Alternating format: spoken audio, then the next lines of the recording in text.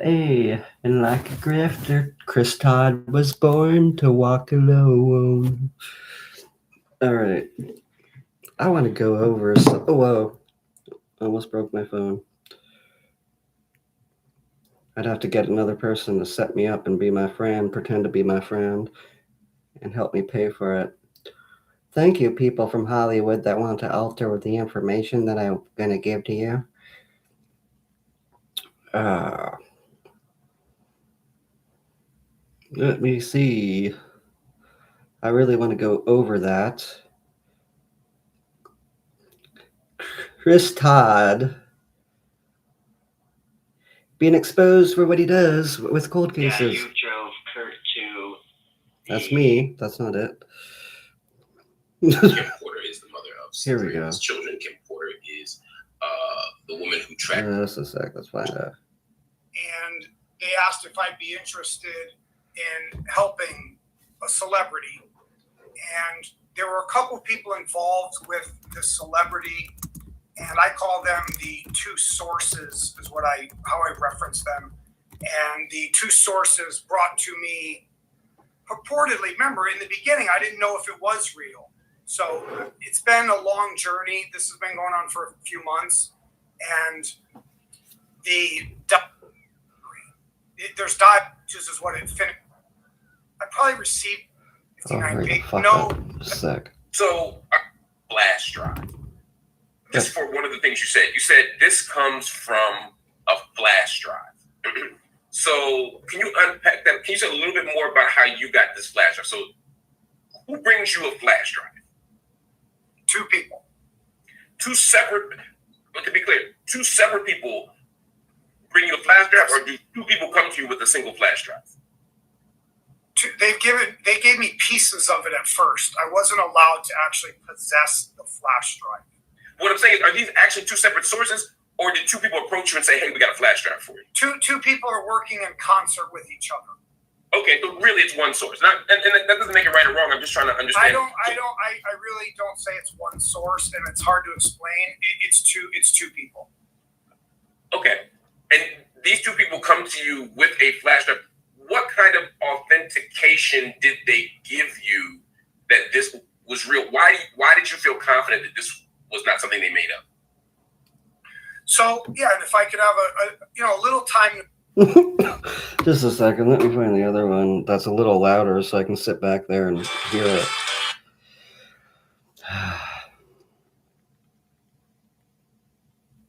If you only look at the other things he's doing with other cases, you'll see.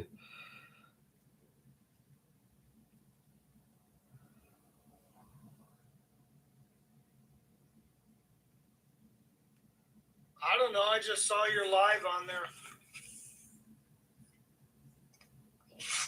Can you hear me? Just a second.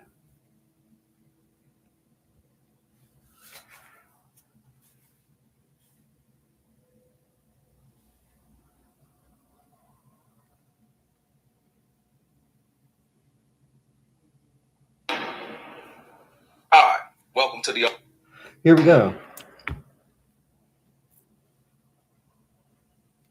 Chris Todd, welcome to the Art of Dialogue. One of the most controversial men in the world right now. Released the book, Kim Porter, the alleged memoir. Welcome to the Art of Dialogue. Hey, Mads. Hey, Bob. If you have anything to say. Honored to be here. Thank you so much for having me. I watched the show, big fan, and I think it's an important time what's happening now. And I'll just show the book real quick, just so everyone knows this is my final proof copy that I've signed and going to give to you guys as kind of a piece of memorabilia. This is my final one before it was printed, so I'd like you guys to have that. Let's get right into it. Why did you choose the pseudonym Jamal T. Millwood for the alleged memoir instead of using your real name, Chris Todd? Was it to lend credibility to the book and having an African-American name, predominantly African-American name, associated with the book? There's a couple different reasons. I've addressed this on some of my other interviews, but I'll address it to you today in my own unique way. I was asked to use that name, and I had to kind of hem and haw whether I was going to use my name Chris Todd as the author or Jamal T. Millwood. I put the And remember, Chris Todd is not his real name. His name is Todd Guzzi. T there for Tupac. Everyone knows Jamal Millwood is kind of that conspiracy name or a name that Tupac had used, kind of in that Machiavelli kind of world of, is he back from the dead? So I didn't know too much about the name, but with the sources and some other people, there's more than one person involved with me right now that I have to explain, and we'll get into that. And also at the time when the book was going to be published, Sean Combs was still out of jail. There was no arrest. People have been confusing about thinking I knew something. I didn't. I took a leap of faith, as I said, spiritually, and I just did it, okay? I could have removed his name. I could have put my name there. I have carte blanche permission right now to do whatever I want with this book. That's why I X'd out some stuff in there, and I had to do a couple other disclaimers. So you don't think that it's a problem? Because Jamal T. Millwood is not really affiliated or associated with Tupac in any kind of way as Tupac the artist. Let's be clear about that. Sure. And so when you use that name, what it appears to show is that there's an African-American person behind this book that is affiliated or associated with Kim Porter, or at one time was affiliated or associated with her. You don't think that that's misleading? There are African Americans behind this book. So He literally made his name out to be Jamal T. Millwood, to put out a book to appease to a black crowd. in a way, Specifically the name Jamal T. Millwood. well, not a person named Jamal Millwood. Okay.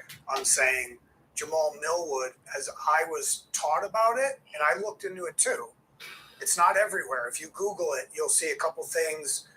I put the T there in case there was a real person named Jamal For real. Millwood. We wouldn't have a hard match to the name. So to me, I felt as if it was kind of a team effort.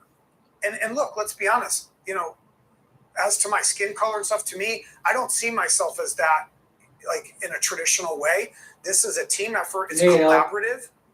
I was asked to honor Tupac because this was sort of a way of him back from the grave, same with him, to tell Sean, you tried to shoot me, you shot me at the Quad Studios, and I'm back. And so I did it. Like I said, if we flipped a coin, right, could the book have been said by Chris Todd? Maybe. I go by what God asked me to do. I prayed on it. That's what I did. Okay, but like I said, when you look at it optically, for the African American viewers that watch the Art of Dialogue, we kind of look at that as clout chasing, I understand. and misusing the name Jamal from that perspective. When I looked at the cover, I was like, the first thing I did was looked up Jamal T. Millwood because I wanted to see what other works he had put out. Sure. And when I didn't find that, I was like, well, something else. And then I came across a few other articles in which then you popped in. And I was like, wow, well, why would he use Jamal T. Millwood? And then came under the pseudonym. I was like, oh. So more importantly, like I said, do you find that to be a red flag in how people doubt what's actually in this I book? don't know, because the way I look at it is on my, if they know about my other cases and how I do this, I am cryptic sometimes. I am going to play on words. Sometimes when you're trying to change a paradigm about something, you can't just tell them straight out. So what I'm getting at is, All right, thank you, Al. I'll check it in a sec. to me, I gotta pause this to do all that. if you guys say the Black community, African American community, I was asked to do that. It was sort of a condition. This was a cat and mouse game for about 8 months. I had him, I lost him, I had him, I lost him. There's multiple people. I don't mean one person. And like I said, whatever, I could change my name tomorrow. It's fluid. If I wanted to go back into the account, I could put it to Chris Todd. For right now, I'm going to let it ride. And I totally understand that, but you can understand when you put. I do understand. You do understand, and so from that, in dealing with something that is alleged to deal with Kim Porter, Sure. it's sensitive. It's absolutely. But I'd ask you, like, what if a black guy wrote a book and he said his name was John? Should white people come out and go, wait, whoa, that guy's name is John? Doesn't sound like a black guy's name. Well, we have John Sally. I understand. We have John. But you understand? Yeah. We have John Amos, but I'm saying. With Todd. Todd's a white name, but I know black guys are named Todd too. Jamal, Mashburn, Jamal. Sure. We can go. I don't know no white man named Jamal. I've never met a white guy. That's a fair point. Never. I never met a Latino brother. I've never. It's simply this. It's just not that. And so that's the problem that I think most people had in relation to that. And maybe I should have thought of it a little more. And I respect that totally. If you really look at my thing, sometimes I just do it. Like, it's really hard to explain. I don't always think it all the way through. So. LaWanda Lane. Yeah, he's really bad. It's ridiculous. People really need to hear this. Close friend of Kim Porter has publicly called the alleged memoir full of lies. How do you respond to these allegations? I don't believe LaWanda has the flash drive, does she? I wouldn't think so. According to you, you have the flash drive. On that note, nobody has seen the flash drive. Well, that's not true. I mean, publicly, where they can verify. Publicly, there's multiple people who've seen the flash drive. Do you plan on at any time introducing the flash drive to any network or anybody that wants to see it? Hey, Alana, nice to see you too. Love you too.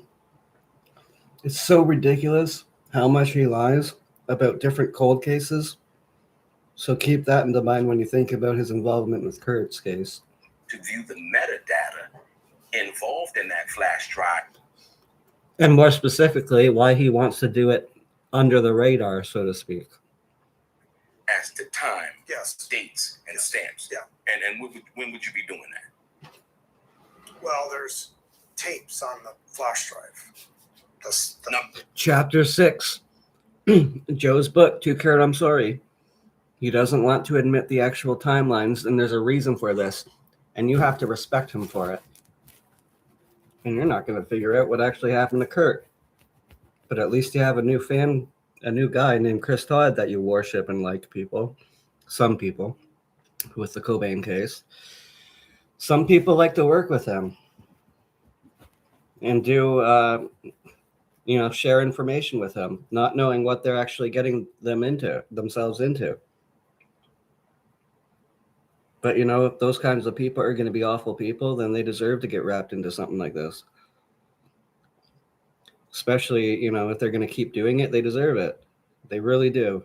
I'm specifically talking about. I'm saying all of it. Yeah. Just think of it like a totality. Well, not even the totality. I haven't shown anything from it yet. Okay, so not even the totality of it, but simply the metadata. Yeah.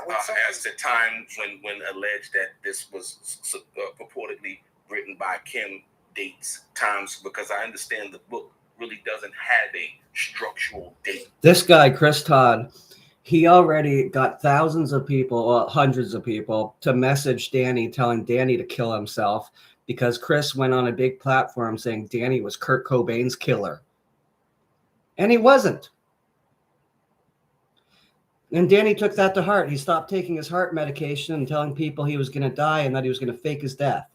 And he was telling me on video that he didn't want to live anymore because this guy, Chris Todd, stated to a big, big platform over and over again that Danny Clint Rich is Kurt Cobain's killer. I kill killers. No, you just killed someone that was innocent, Todd Guzzi, a.k.a. Chris Todd. Todd, G-U-Z-Z-E is his real name. You don't kill killers. You kill people that are innocent.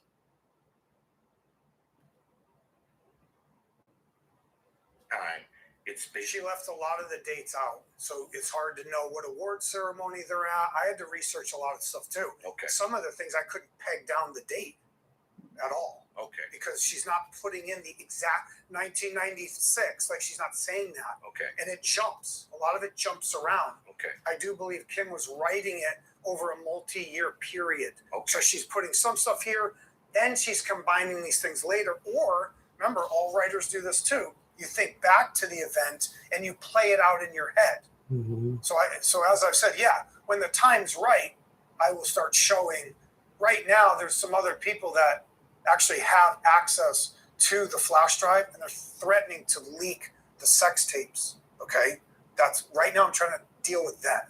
Like, so I'm not gonna try to beat them. All right. So sidekicks, can you message these people and act like this? Or maybe he'll just do it. Create a Proton account. To the punch and say, well, I'm going to release this famous person on tape. Not yet. Like, I'm whistleblowing. Okay. And we'll get into that, what that means, but it doesn't mean a whistleblower can't make money. This guy literally wanted to threaten his own lawyers on me after having hundreds of people message an individual, my best friend at the time, up to his death, after telling them that he killed Kurt Cobain, that Danny did. And then hundreds of people kept messaging Danny and saying that Danny should kill himself. So if any of you are here that messaged Daniel Clint Rich telling him to kill himself, well, he did it. So you succeeded in getting someone to kill themselves. They didn't kill Kurt Cobain, but now you've committed a crime. Maybe think about what you are doing, regardless of if it will make you popular or not.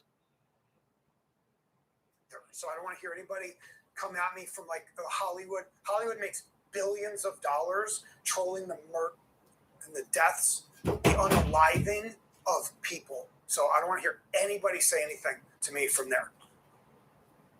LaWanda, You're making a lot of money. Now you're making money off of a suicide that you made happen, Chris Todd. Daniel Clint Rich.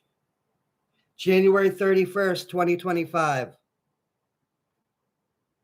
Lane claims that she spoke to Kim just 12 hours before her death and was by her side. Why would she dispute the contents of the alleged memoir?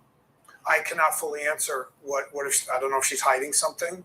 What if she does know? And for safety reasons, remember, Kim was... He's always like that. Like, what if they're hiding something and we need to know? Okay, cronies, go out and email these people. Become friends with them. Share information with them. They'll start sharing information back. Be a Confederate. Do this. Get to know them. Okay, we want to bring them in. We want to wheel them in. We're doing this for Kurt. We're doing it spiritually, okay? Blah, blah, blah. Fucking crap again from him that's coming out of his mouth on the other end of things. I could make a song from your weirdest Oh, here's idea. a fucking advertisement. Describe All the right. song in a few words, then Skip. passed away years ago. So we're looking back like 6 years ago. It's easy to start saying hindsight's 2020. And then when Chris Todd has the information, it's going to be twisted. Thank you for giving him the information. And now it's going to get out there in a big way, hundreds of thousands of views. Isn't that great? But he's going to twist it and alter it, and then it's going to go out to hundreds of thousands of views. Isn't that fantastic? Great fucking job. Honestly, real work was more important than popularity and having a bunch of numbers on your side. It really is more important still. Oh, why didn't she do this? Well, let's talk about in the moment. What if Kim Porter didn't give it to her? I don't want to comment too much about like the people's names. I don't want you to ask me like too many people's names for their protection about like, oh, this person knew that LaWanda's. This guy, Chris Todd Guzzi, has even been known for threatening people physically. But if you have enough guts and you're full of shit, but you have enough confidence in yourself, you can make a lot of money. You can live a good living. You're not going to feel good mentally or spiritually. Nothing's going to work out for you that way either, because you're not even on the side of it working out for you or anyone else involved with you. But you're going to feel good because you have a lot of money, and that's going to make you take things not so seriously, laugh at people, take things seriously in the wrong way. It's going to be a great ride. Sounds like a nice person. I know she's super involved. If she wants to have a conversation with me, she can call me. Well, I wouldn't.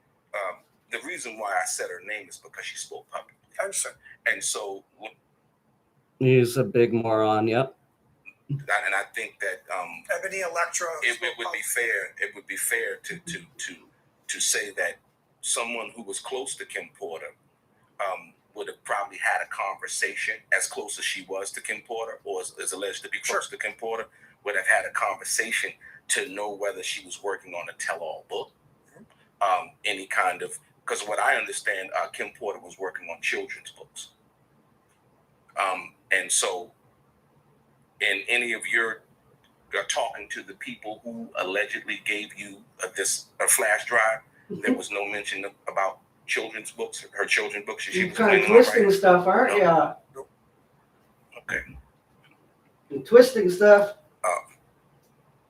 What was your source for the claim about Diddy's alleged abuse towards Kim Porter, despite people close to her, including LaWanda Lane, denying it? What is my feeling of how I prove that Diddy was abusive to Kim herself? Well, multiple sources I talked to about that he was abusive. We have He evaded the we have the first whole thing. story about St. Tropez on the yacht, the broken nose. So I researched the heck out of that. Her getting hit with the chair that I released, that Radar put out first. That was the first thing I ever leaked. Kim said she was hit by a chair, not me. No. When did this allegedly happen? That has to be after, well, the years, we don't know the exact time because I can't even pull the hospital records. So I don't know the exact moment of that. The picture I have that I released with the lip and the blood on the nose, that has to be post 2009 in LA. That's at her Toluca Lake house. As for the chair, I don't know the exact year of when that happened. So Radar Online actually released that article Because of me. because of you. Yeah. And when did They they didn't have anything. when did they do that? Because of him. He's the A month one ago. with the A month connections. ago, before the book came out, and so you leaked that to Radar Online. Yes. It exploits them. We leaked the pages that talk about her getting hit by the chair and waking up in the hospital and seeing the man who put her there. That was what was given to Radar and some other pages. They never got the full thing. They made that up. So I'm gonna straighten that out right now with them. Who made that up? Radar. They never had the whole thing. They printed that they did. So Radar Online basically. They have 5 pages. Okay, Radar Online seen what? They saw what to get this? I didn't even. Right, you're right, Bob. It just sucks that he had one of my friends literally kill himself, and hundreds of people message him telling him he should kill himself.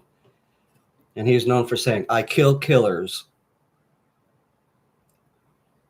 He killed an innocent person. He didn't kill a killer.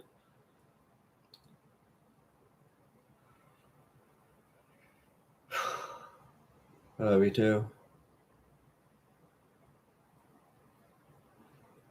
It's awful that people can do that and you can't freak out about it because they'll use you freaking out about it against you. Didn't give them the picture either. I showed it to them through a Zoom call. I didn't give it to them.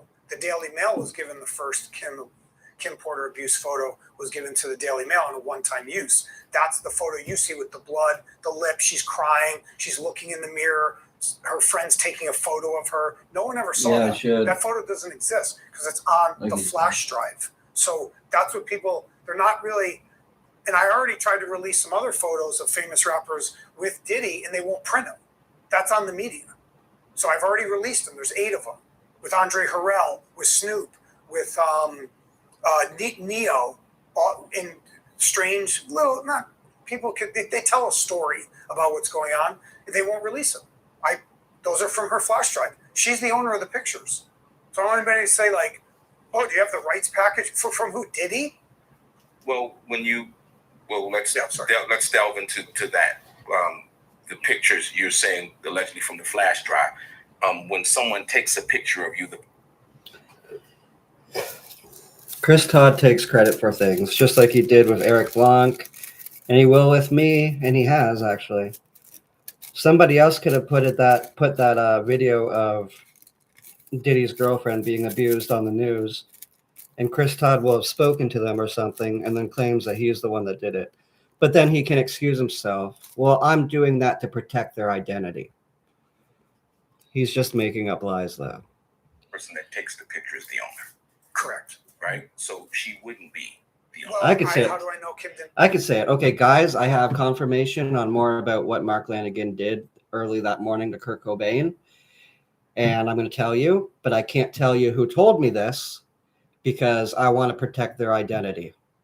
And I hope that you respect me and how I want to do this. And then I can just make up a whole bunch of lies, which is what Chris is doing. I'm not doing that. Take the photos. She's right there with Sean all the time. Because she's in the photo. No, she's not in the photo. It's Sean So with Neo. It's not Kim in the picture. okay. It's like Diddy, Neo, Diddy, record executive, Right. Diddy, Andre Harrell, Diddy with one of his sons. I removed it because they're like working out in a gym and they have no shirts on. I pulled it out. I know which kid it is. I don't want to say it. I'm just trying to think of the other photo. I honestly think he'll just look more like an asshole. When people see me freaking out and getting emotional and realizing that I'm talking about my best friend that killed himself because Chris Todd had hundreds of people message him thinking he was Kurt's killer, saying that he should kill himself, I think he's just going to turn out to look like an asshole. I mean, sorry, more of an asshole.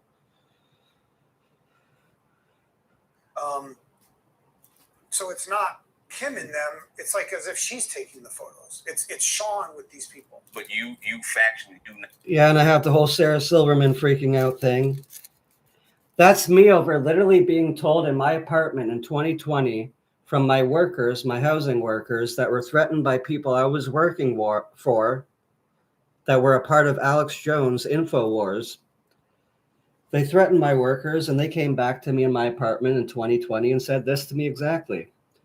We just want to let you know that we support you in your decision in committing suicide because you speak about it too much and because we understand the seriousness of your situation.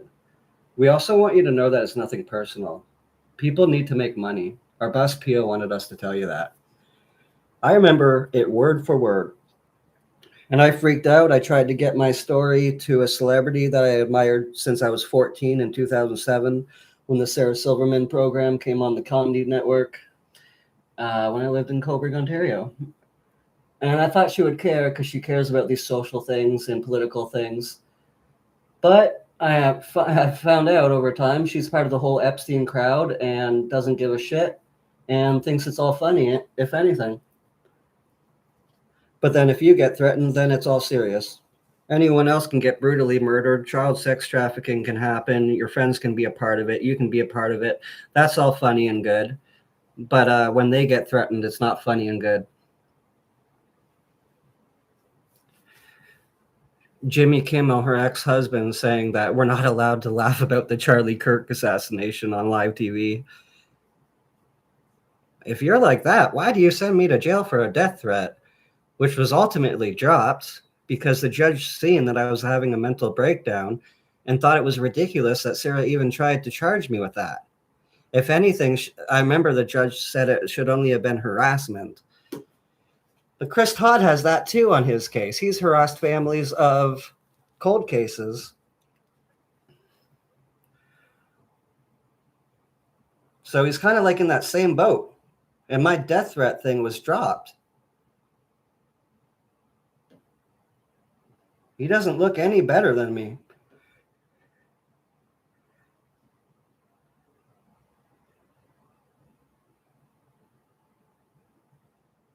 But I understand. If you find out about child sex trafficking and the awfulness and really horrible things that happened, even if they're really horrible, you can't freak out about it. Even if you're a good person and you want to, because that's your natural reaction, you can't freak out about it, at least online. You got to be like, oh, that's really evil. Well, that's unfortunate. And move on with your life. You got to be a sane and rational person. No, I should have dealt with it better, obviously. But it was really shocking to me to find out so many evil things happening in this world.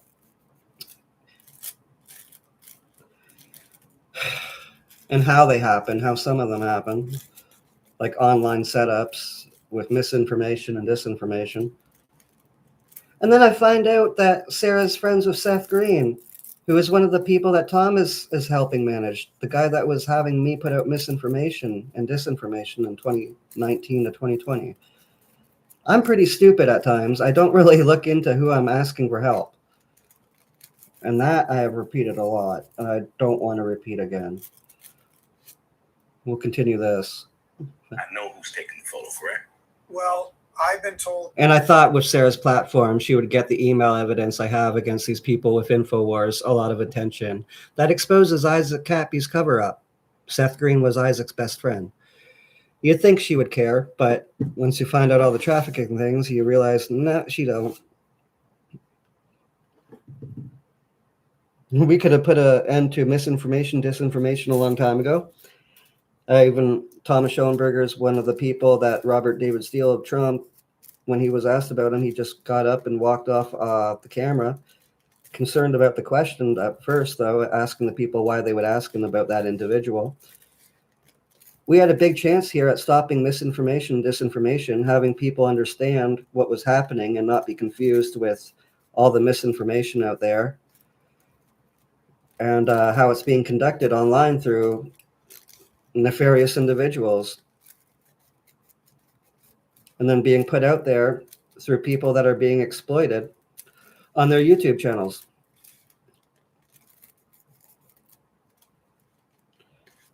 Not everybody gets, not everybody is stupid. they're hers. No, I mean, you don't know I personally. wasn't there. Yeah, you don't know personally who's taking the photo, Correct. but you were told. Yes. The person that told you. These are Kim's photos. This is her flash drive. These are hers. Right. Yes. So what I'm saying is, Be there for big moments, even when you're not. So what we're Send money saying is home people with need to you. make money. Just a sec for this advertisement. was the person that allegedly gave you the flash drive, were they there when the photos were taken? I'm not going to comment. Okay. The alleged memoir suggests that P. Diddy Combs directed Faith Evans to sleep with Tupac after November 30th, 1995, following Tupac's release from prison and the shooting incident. Can you clarify or provide more details on how this claim was verified, especially considering the complexities of their relationship and the timeline of events surrounding Tupac's release from jail? Okay, we're talking about Tupac or Biggie? You're And saying we're talking about Tupac. Faith when with You, Tupac, that according to your book, Yeah. according to your book, it's alleged that Sean P. Diddy Combs, Kim's book. Thank you, Bob.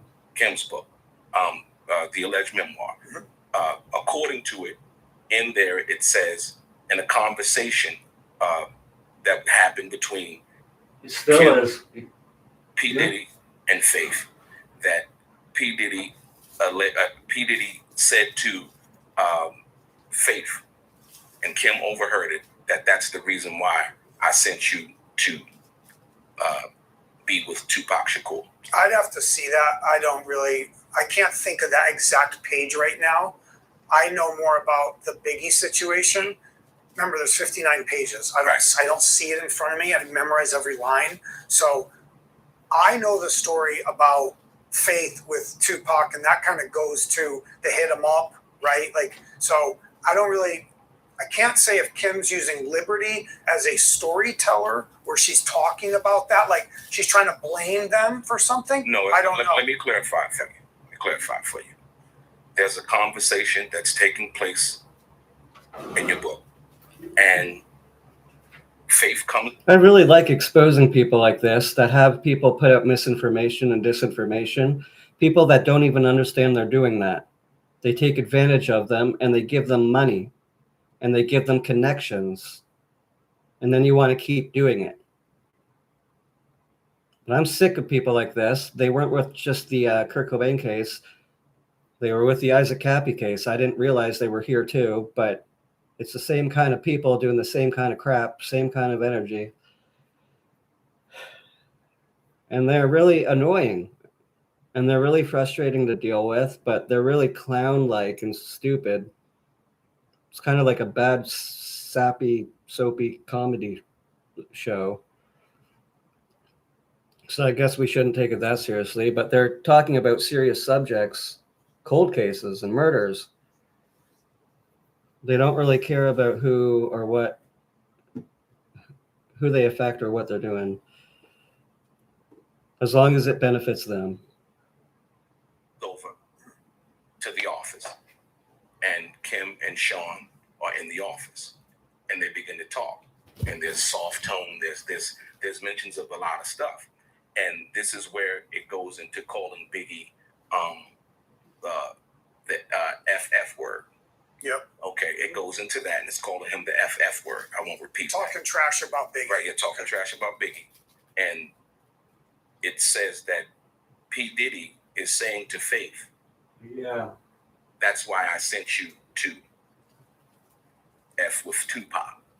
I don't know if that's true. I can't comment on it. I don't know what Kim's saying there. I don't know if she's trying to make Faith look bad. I don't know. No, this is what Kim is allegedly overhearing Sean say Remember, to Faith. but remember, as a writer, okay, when you write a book, you don't know. I don't know if it's exactly either she's interjecting a sense of fiction into her book. It's not a diary. That's what people are not understanding. She's telling a story. It's using things that she's saying, I was in high school and then I married, and she's putting that like in first person, right? Right. But then she's turning it, it's like a morph. I tried to explain this to another guy in an interview. He wasn't understanding what I was saying. The writers have the ability, whether you call it roman à clef, which means you mix in some soft fiction into a real story. And that's what he wants to do with the Cobain case, and even told me to do. Like sometimes you just need to spice things up. He wanted me to do AI videos too, with like just Mark yanking the fucking gun into Kurt's mouth and blowing it everywhere. Just make people fucking want to watch it. But what he said right there is the same thing he said to me. You got to twist things up a little sometimes. That's her right. So that exact thing, putting me on the spot on that, so that's her right, and that would be Kurt Cobain's right. For someone to know what happened to you and twist the story, that would be Kurt Cobain's right. Why is this guy hurting people and then pinning it on other people? The hurt that he's putting out there, the damage that he's doing. fine, but I can't fully comment. No, and like I said, it's not actually putting you on the spot.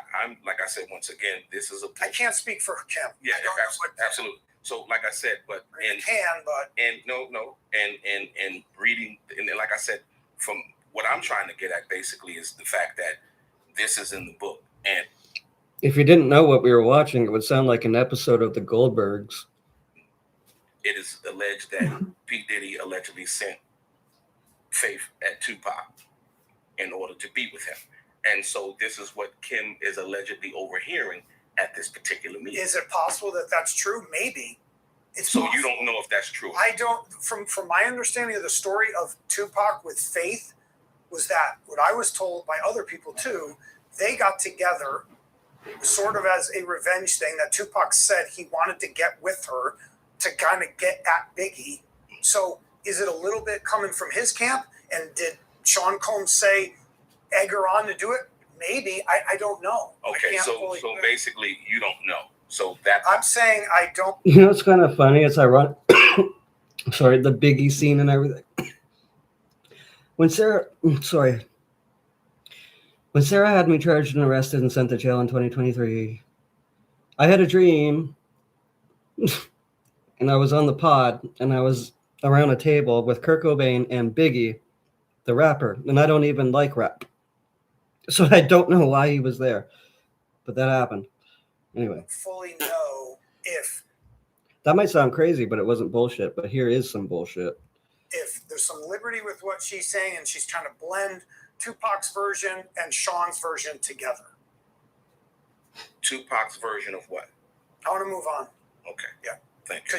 because you're asking me like these very specific things. I don't know what she's trying to do there. The reason why I asked that is because I was actually there when they met.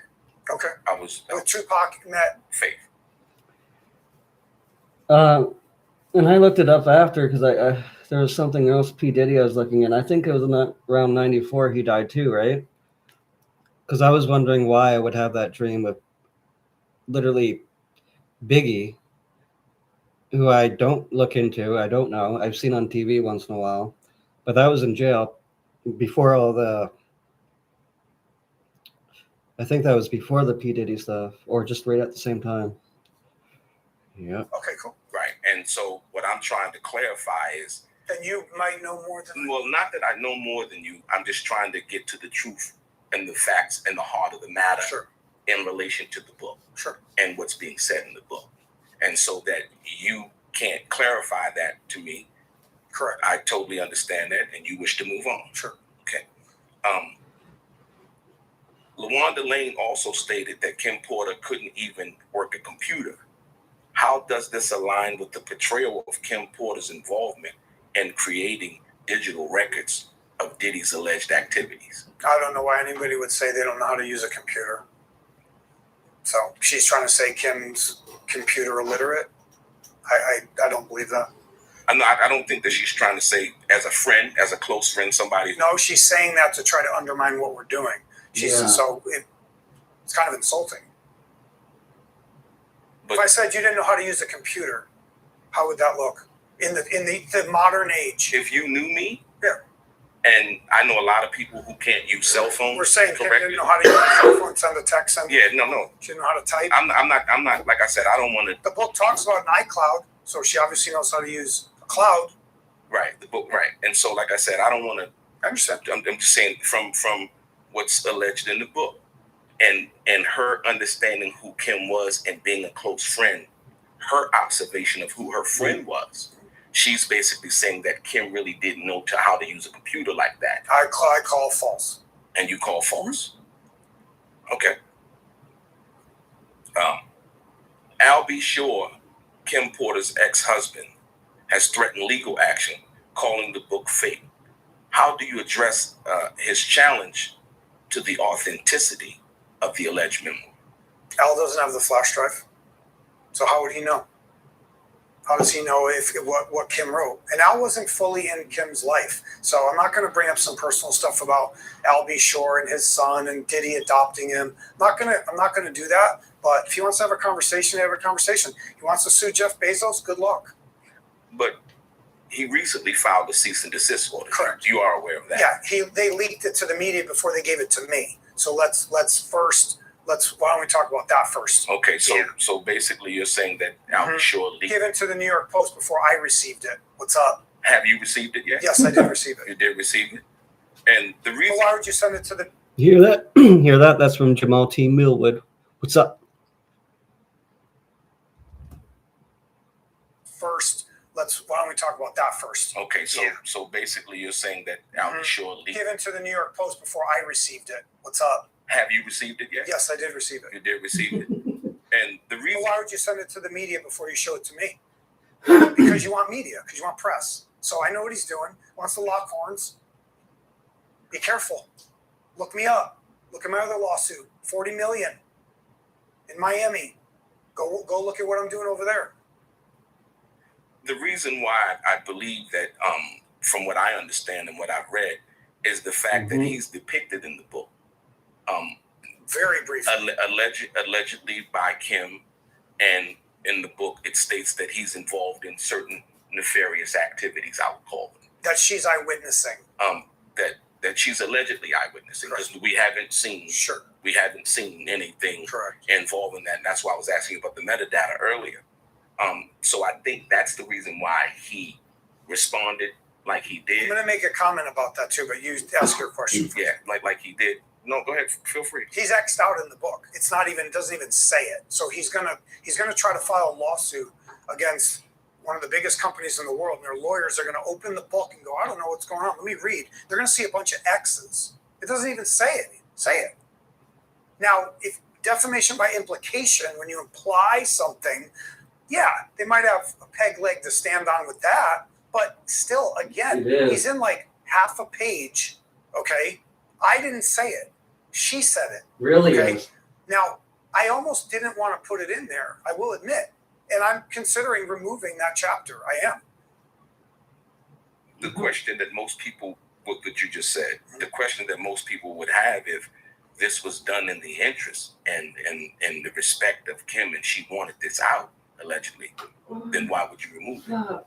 Because I have carte blanche permission to do whatever I need to do in any lawsuit and anything. I am her voice right now. I'm in charge of the book. So you can speak for Kim, is what you're saying. I'm in charge of the book. Okay. If I want to remove the book because they come to an agreement, if Amazon says pull the chapter and you keep going, then I will seriously consider pulling his 2 pages out of the book. And that's why I X'd it out too. I did him a solid. I X'd out what it said. I didn't even put it out there. But I get it. I know it's look. When I first read the pages too, I was shocked. I was. I don't know the whole Right. deal of like, is she trying It's to be supposed to be her word. shocking? I don't know. She's not the first author to do it. You know. Yeah, I am. I'm just smoking in the background. Right? Why would he remove it when it's her words, apparently, from beyond the grave? Kim Porter's children, as well as Diddy himself through his lawyer, have dismissed the book as an attempt to capitalize on her death. Mhm. How do you respond to these criticisms? Are they going to make comments about the victims of Sean Combs, or are they just going to focus on trying to call the memoir fake? Let's see their statement about all the victims. There's going to be 50 new ones coming out. I'd like to see them make statements about that before we start responding to what Kim did. Respectfully, these are Kim Porter's children. That's their mother. Their mother is no longer here. From what they understand and from what they know, their mother wasn't working on any book. Would she tell them that? From what they know, I'm not going to interject anything I'm thinking of saying. From what they know and what they understand from their mother is that their mother wasn't working on any book. A lot of people said she was. And so her children, as well as Sean P. Diddy Combs, through his lawyer, are basically saying that it's an attempt to capitalize on her death. And my question is, once again, how do you respond to these criticisms in an articulate way? And like I said, we do understand the accusations that are alleged against Sean Combs, the NDAs that he's had signed by other people, housekeeper, chef, and so on and so forth. But in particular, Kim Porter's children saying that they disagree with this, that their mother, who birthed them out of her womb, who they spent their life with, would know, and saying that, hey, you know what? This is a cash grab. Well, also, I don't know if they're saying that for the public eye. I do a lot of murder cases where they know there's been an unaliving and they won't say it publicly. So, yes, through their PR machines, right, they may have to say that. And that's okay. I have no issue with them saying that. But I've done a lot of cases. I've seen a lot of crazy stuff of parents, sisters, brothers, kids. He's taking advantage of that actually happening, but he's doing it in a legitimately manipulative way. I've seen things that'll make your head spin backwards. Okay. So we have to kind of just ride it out, see what happens. Okay. Other people are starting to come forward already. They're already starting to corroborate. And some people are denying. We know that. It's not my first rodeo. It's not my first book. I already know what's coming. I already knew the family would say that. Okay. So I respect them. If they want to talk to me, then have a conversation with me. It's not a money grab. These people have 20 times more money than I do. No one can say like money grab. Hollywood already owes me like $20 million. So when anybody says anything about money to me, just be careful. Like, but I respect the question. Yeah, Chris. And he wanted to pay me around $200 for a video every time I did it, but I didn't get any money from him. That's good. If I did, it was through somebody else, unfortunately.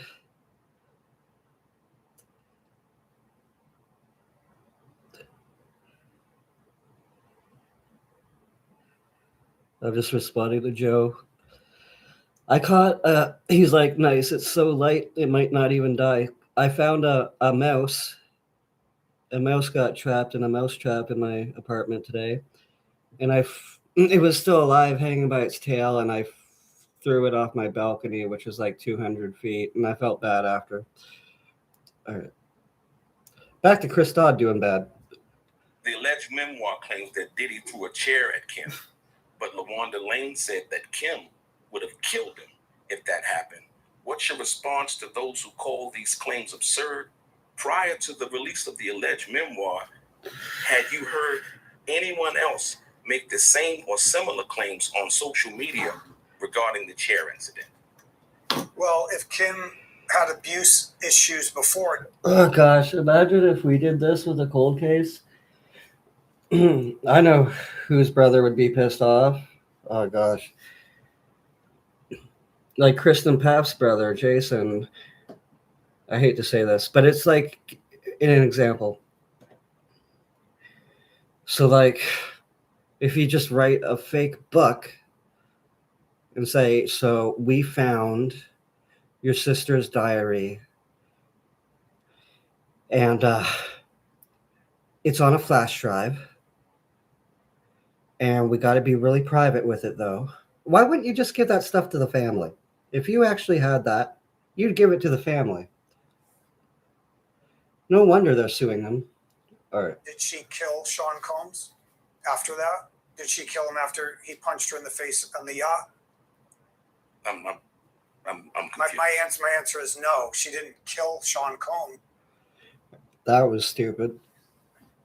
It would be like saying we've got it and just going out with it in the media and being like, this is her Kristen's journal, that the real one, the one that nobody found, and it's been digged up from a box, an old box in an attic somewhere, by one of her friends, and I won't say her name because I just want to protect her identity. Okay, there's reasons why I want to do this and how I want to do it, and I just need people to respect me for that and follow with me. Oof. Fuck. You understand what I'm saying, though? That's how bad we would be as a person for doing that. But he doesn't feel bad for doing that. So if he doesn't feel bad for doing that, what else could he do? Well, he did bully my friend to suicide. I know he feels a little bad about that. That's good that he feels a little bit bad about that. But you see, even I feel awful saying that about Kristen and Jason. And you did too, Bob, probably other people. He wouldn't feel that. He doesn't care. There's no care in there's no care with him being involved in this other than I care about myself. Ego. Exactly. It's like he's separate from caring as much as we actually care and can feel that and are like treading as we talked, as I did about that, about Kristen. As a bad example, yes. But he doesn't feel that. Narcissistic. After there were other abuse incidences. So when she's saying, "Oh, if Sean hit her with a chair, she would have killed him," well, she didn't do it before, so why is she going to kill him after the chair? There are a lot of abuse instances, most likely, that we don't know what happened between them. So to say, what is she in? Literally just creating a career and a name for himself and twisting things with cold cases, murder cases, that you just shouldn't be doing that. A good person doesn't do that. I know you want to say you're a good person, Chris, but you got to behave like one too. You can't just say you're a good one. You're a good person. You got to not do things that hurt people. If you quit doing the things that hurt people and you always quit doing those things, you'll be a consistently good person. But you got to not be a good person like Sarah Silverman or Courtney.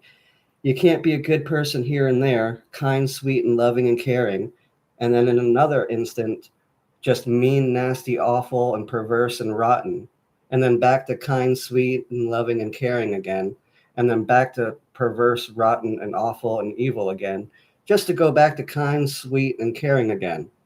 That's called being unstable yourself.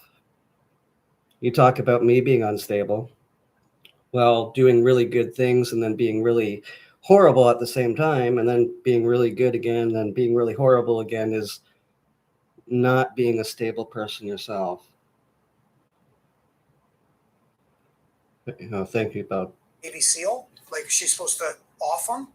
I don't believe that. No. Well, factually, Roger Bond, you know who that is? Is that the security guard or bodyguard? Yes. Okay. Basically- The yacht one?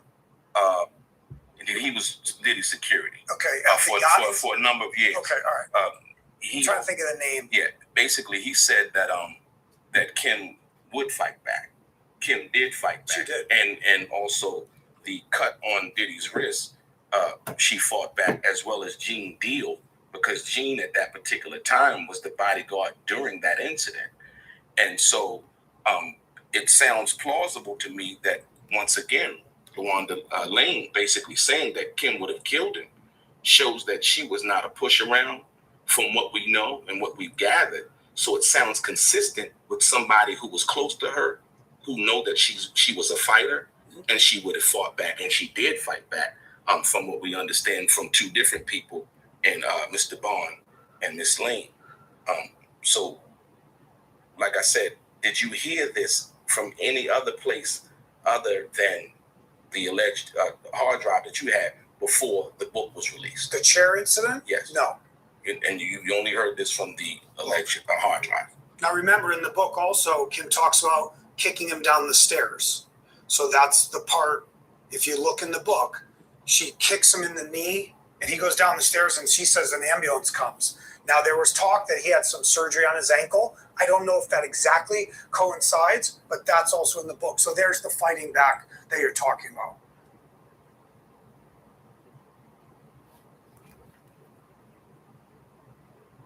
Now I'm responding back to Harvey. Hopefully he'll come on tomorrow. Chris's manipulation in Joe's book. And then I'll go right back to that. It's only a little paragraph, a little section.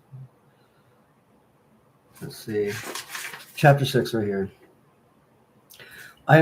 This is when referring to what actually happened to Kurt. Just a sec, let me say goodnight.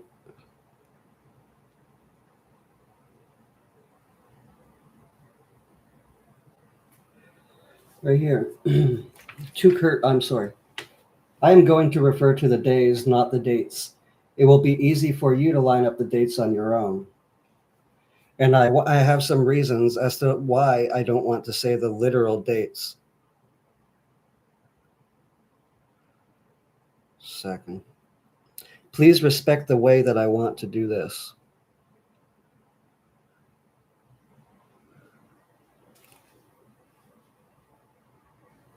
All right, now let's continue with what he's done with this case, the Kim Porter case. And not only that, but the incident where his wrist. Yeah, I don't know if that's in the book. No, but this Yeah, is Gene. with Gene. This is The Gene corkscrew, Deal. it was like Yeah. Gene Deal was there. I was unaware of that. Yeah, absolutely. Gene Deal. So you see how there's multiple instances of abuse that I don't necessarily probably know personally about. You might know maybe you're on the street more than I know, right? Right. So I only go by what I was given. Okay. How do you verify? Yeah. All right, Nirvana Punk Rocks. Talk to you later. I was going to say don't leave. I like the smell of a rat's butthole, but it's okay. I'm just kidding. I'm kidding. I was doing some work right there for Chris Todd. Set up Faith to be with Biggie to monitor him. That whole situation is super touchy. That's what I thought you were getting at before. I'm not going to have the full answers of this. Obviously, people used to say that Biggie was with Little Kim more than he was with Faith. And I don't want to. Faith's threatening to have a lawsuit too. I don't want to say too much about. Just like Bob, I think it was you I had a dream of. I seen a video of you in a reflection or something in one of your videos, and I had a dream we were on a bus and I said something really inappropriate, but funny and shocking, and you laughed your ass off. And that was like the other night. Ironically, you jumped up me too. And I did jump off of a bridge when I was in high school, tied up, wanting to be like Chris Angel. I love her music. I was a big fan of hers. I was a big fan of Sean Combs. I grew up with this music. I was a big Biggie fan, big Tupac fan. I don't care what color my skin is. Like, and a lot of other white people don't care either. Check if someone's spying on you. Actually, it's pretty simple. If you notice any of these signs, it's time to check your phone. Here's what to look for. Your phone overheat. He actually put captions when he said white people. Shit. Okay. Either. We love that music. We funded that industry. Okay, as obviously African Americans did too, and Latinos and Asian people. Absolutely. Okay, it was a cultural phenomenon. Okay, so I don't want to say too much about that. I don't know their personal life. I know what Kim's getting at there, though. Like, their relationship was kind of pseudo. Like, in that, you know, we saw the movies too where they show little Kim with Biggie. That's really like they were more intense, and so yeah. I mean, that's awesome. Thank you, man. The reason why I say that, I mean, I go back to. I had the same one like that. Thank you. When I was in jail again, 2023. Bam, I was with Bam Margera, and he jumped off a bridge, and the water was really shallow. It was like to his ankles, and it was far that he jumped. He just did it anyway. We couldn't believe he did it. And he just got up after, and he looked around and shook his head, and he was fine. It was really weird. For some reason, I was down there watching him get up after, too. And then I had another one with him where I was at his house, and he walked up to me. He's like, "Hey, don't I know you?" And I'm like, "Yeah, from that dream before." That was when I was on Seroquel, though. And ironically, I watched an interview with Bam at that time, and he was on Seroquel at the same time that I was having those dreams. And he said that he was having these crazy dreams because of Seroquel. So was I. If they happen now, they're just really meaningful. It's nothing. I think the drugs really enhanced your ability to remember your dreams. Most of the time we wake up, we don't remember like any of them. And the ones that we do just start to fade away as we wake up.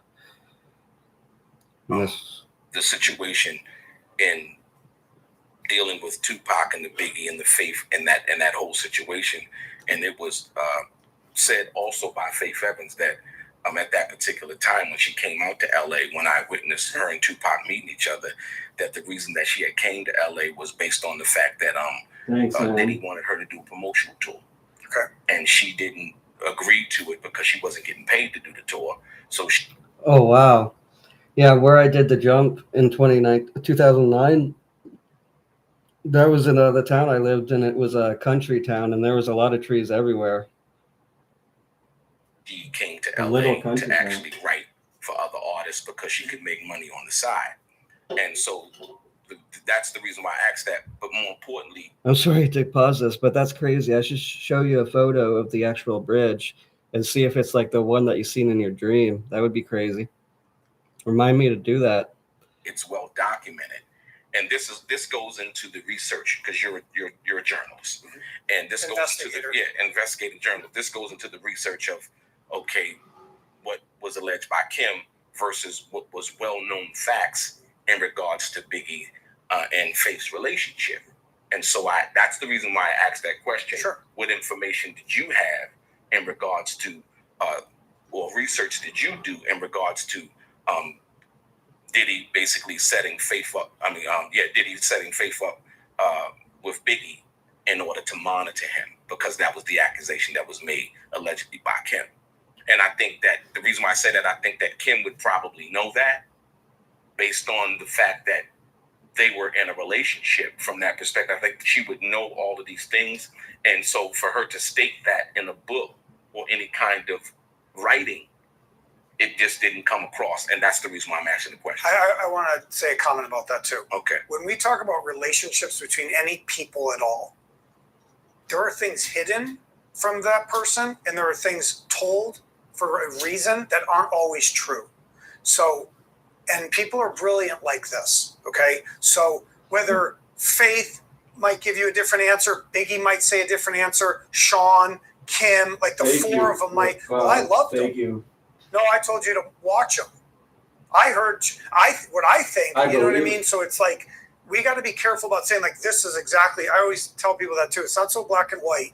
Like humans are not like that. There's always a motive. They're going to tell you this one person, then they're going to say this to another person, and then they might be thinking something else. So I get where you're getting at. Right. I don't have the answer. The reason why I say that because this is something that's supposed to be observed by Kim from A discussion, you mean? Yeah, this is something that's supposed to be observed by Kim in relation to relaying it to the alleged hard drive that you say you have.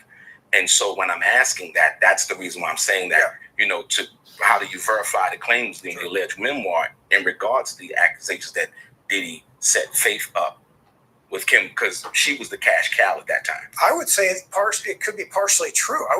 Look, like I said, I'm not a black and white guy. Right. I always see every side. Right. So I would say to you is what she wrote, maybe it's true. That partly she was to monitor Biggie. And then the other side would be they were in love. So which you pick. Well, the gray area, and the reason why I said I don't have to pick me personally, because I understand what it is. Like I say, a lot of this information is well documented from that perspective and how Biggie and Faith met. But remember that somebody's saying that. No, this is from Biggie's mouth and Faith's mouth themselves. Right. But there's other people saying what they have said or what. No, what I'm saying. Yeah, this is bad. Here we go. I'm looking at. Is it recorded? Yes, it's Okay. I'm looking at Source now. Sure. It's actually a Vibe magazine and a Source magazine article. Sure. And so when we talk about that, that's what I'm saying. A lot of the information was readily available and how Faith and Biggie fell in love. Oh, they told each other's story And to the media. No, how they told each other's story about themselves in regards to how they met. Sure. And how soon it took them to get married. Mm-hmm. And they have a beautiful son from that. Mm-hmm. And so on. So, you know what I mean? Yeah, So sure. that's the reason why I'm asking. I got you. Yeah, so several celebrities, including Faith Evans, are repeatedly considering legal action due to the allegations in the alleged memoir. Were any of these individuals contacted for comment before publication? There were people, their teams were contacted and they told us to kick rocks. I already made that comment on the record. And I'm not going to comment on people I contacted. That's private, confidential, investigative information. A lot of these people were contacted. a lot of the people were contacted, and you can't tell me none of the crews or the I can't tell you who told me, but I can tell you what they told me. And if you buy my book, you can read the rest of it. I'm just going to leave it like that. Confidential privilege. Husband, when did you get so big? His confidence hits different with Rouge Yet Ready. It dissolves under his tongue, works in 15 minutes on average. Now that the Viagra commercial is over, back to Chris Todd. privilege info. Okay, For their protection. and yours. Sure. Can you explain how the alleged memoir portrays the nature of Kim Porter's relationship with Diddy? Was an open relationship mentioned in the book verified by any source close to them? About their sex life? An open relationship. Means the sex life. Yes, we have sources, and multiple sources said that. So I have sources that say, You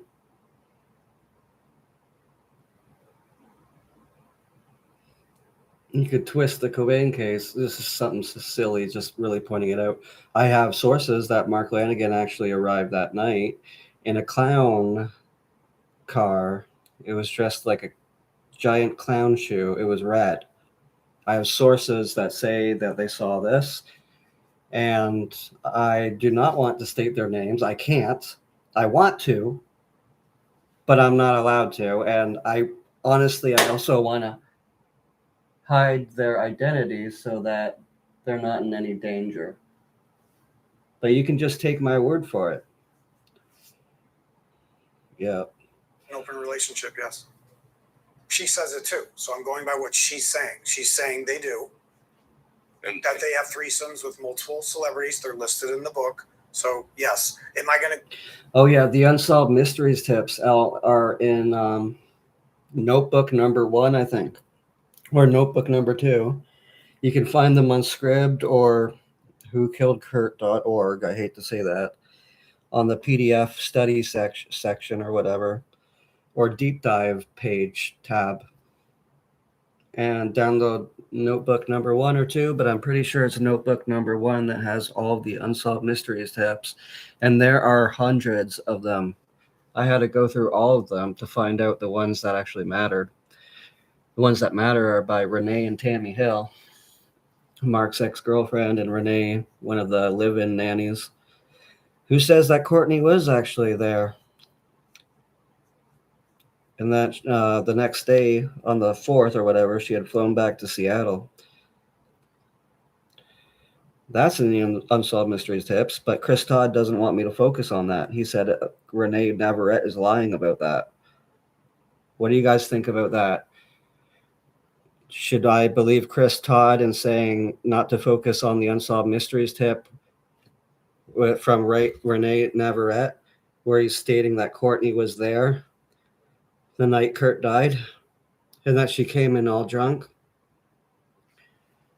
I can read that tip again. 1 second. Because I believe that's really important. And then there's the other one from, I think it's Ron Smith, the electrician's family member, telling them to look at the Boeing field because Courtney Love came off that the day before or after his death, and he thought it was Thursday, April 7th.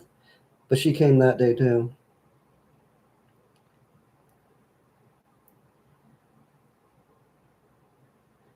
Okay, here it is. Are you ready?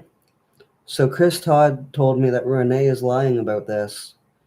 But here's the Unsolved Mysteries tip from 1997. Caller is calling for a friend. Renee's friend. Caller's friend's friend was Kurt Cobain's friend.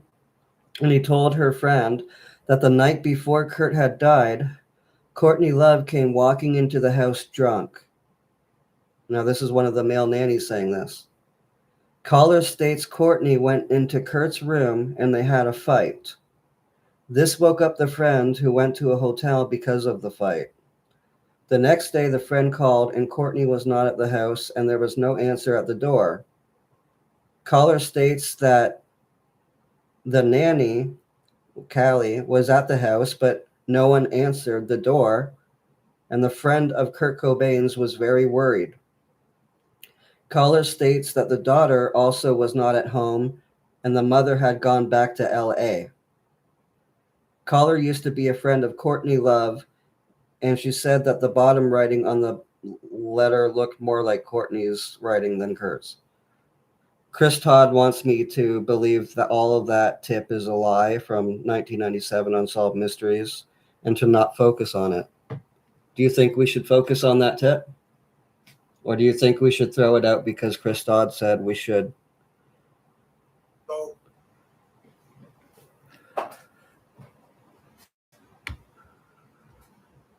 to Will Smith and Jada and ask them that? No, I'm not. Okay.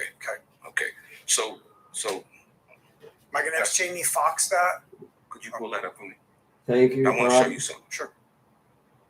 The reason Yeah. why I asked this question, Sure. and this is what it says. Who's this from? This is from Essence Magazine. This is actually What year? Kim speaking. It was I can't remember the Jane's addiction, Courtney involvement, Caitlin Moore. Or there is that video of Callie with Jane's addiction in '94. Have you ever seen that before?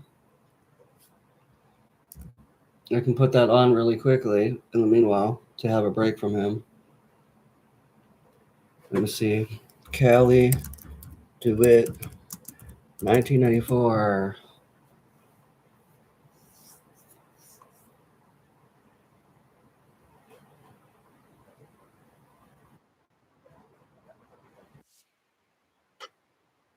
Well,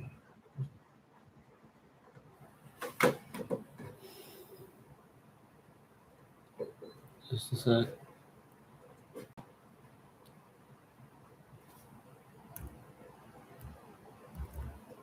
want to ask the security guard? Yeah, can we ask the security guard? Come on, white guy.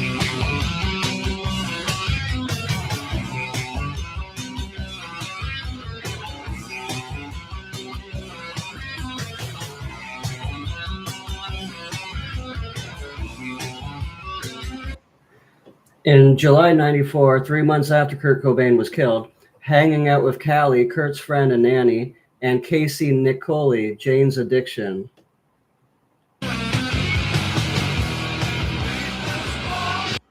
Wait, what was the tip from her you were talking about? And see how he is trying to mimic Kurt.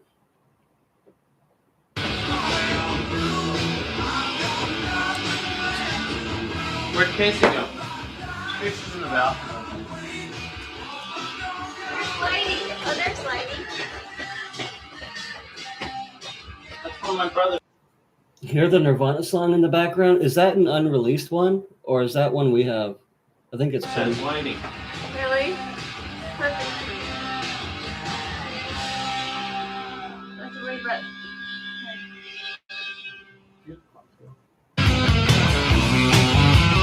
So what you're hearing is a Nirvana song.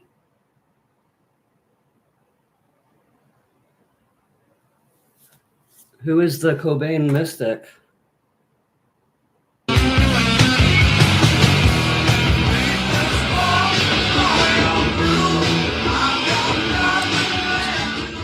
Where'd Casey go? Oh yeah, I do remember that one. I think it's from Bleed. I'm probably wrong.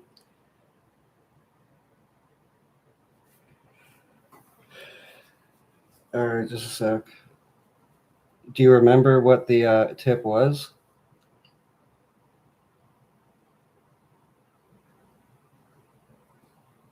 Oh, Cobain Mystique Club, yeah.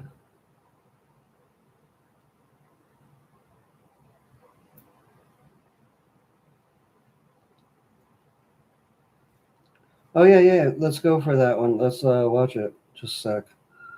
Name, Kit Foley. City, state, Seattle, Washington. Caller says that her son is involved with the rock group Alice in Chains. Caller adds that her son and Cobain buy their drugs through the same man. She also says that the man Cobain took with him to buy his drugs from a girl named Christy was killed some months after Cobain died. Caller says that the investigating officer in the Cobain case was shot and killed on an off-ramp.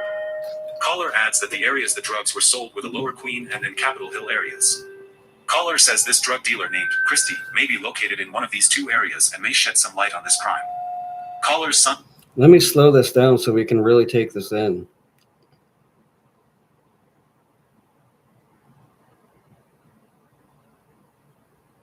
Caller says that her son is involved with the rock group Alice in Chains.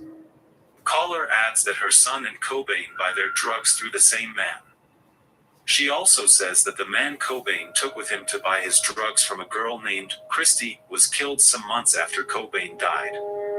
Caller says that the investigating officer in the Cobain case was shot and killed on an off-ramp. Caller adds that the areas the drugs were sold were the Lower Queen and then Capitol Hill areas. Caller says this drug dealer named Christy may be located in one of these two areas and may shed some light on this crime. Lower Capitol Hill areas. That's Mark's area. Caller's son and his friends feel that exactly. Courtney Love, Cobain's wife, killed him. Caller says that Cobain was seeking a divorce from his wife and adds that if she can think of Christie's last name, she will call back. End of comment. Okay, wait. Let me look in Mark Lanigan's book now and see if her name is mentioned.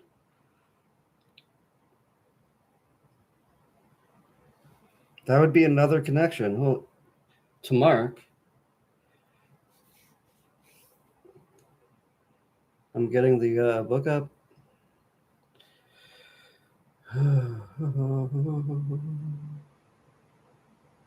Open with that.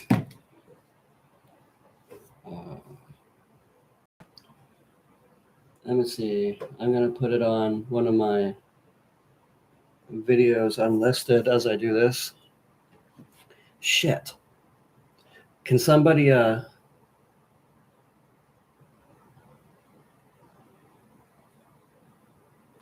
tell me what her name is again? Put her exact spelling, or I'll look it up. Just a second.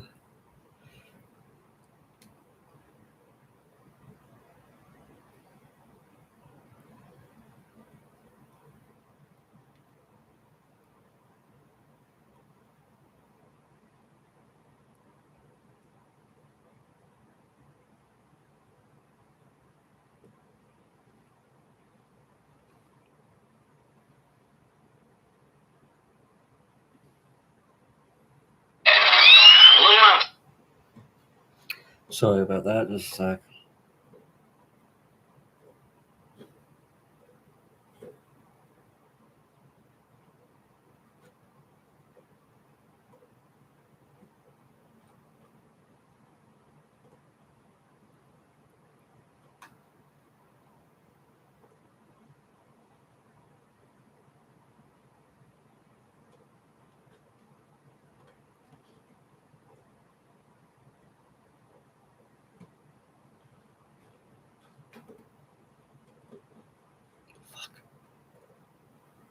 Just a second. Okay, good.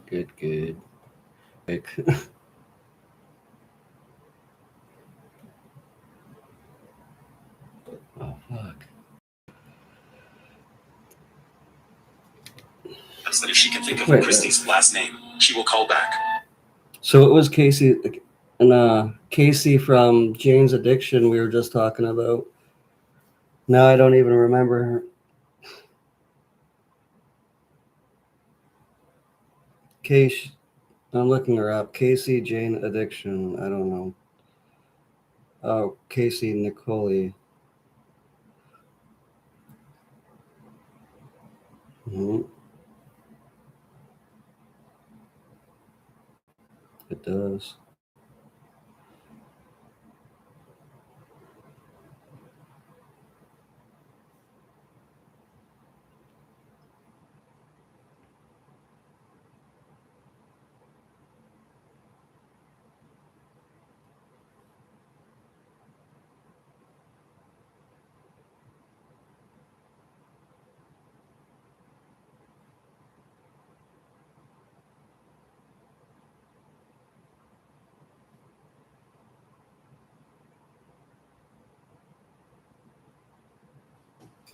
I wonder if she goes by that name.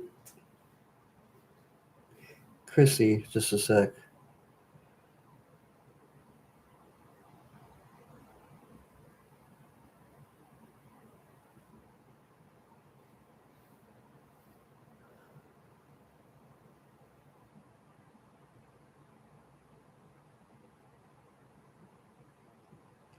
No, I've got nothing from that here. Let's see. That if she can think of Christy's last name, she will call back. End of comment. The Christy mentioned in the last tip is Caitlin Moore. Dylan Carlson was also a drug dealer who lived at 300 Queen and Avenue North in the mid-90s. That's going way too fast. Just a sec. But that's where Mark Lanigan, Capitol Hill, where we were just... 90s. Remember, this tip was given in 1997. Here is a source given from a Reddit user.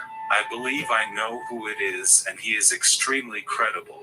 Caitlin Moore, aka Christy, aka Caitlin, functions as the primary heroin dealer in the peak years We should have just kept listening to this. Oh. of the Seattle 1990s grunge scene. Her apartment at 1107 East Denny Way, also an alternate address, as the apartment was on the corner.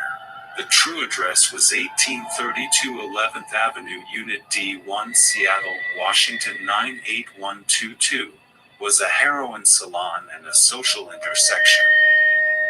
Kurt Cobain, Lane Staley, and Mark Lanigan are all verified to have been there and bought drugs, as well as Kristen Pfaff, whole bassist, sibling We really, Patty Schemmel, I wish he was still here. Cobain Mystique Club, too.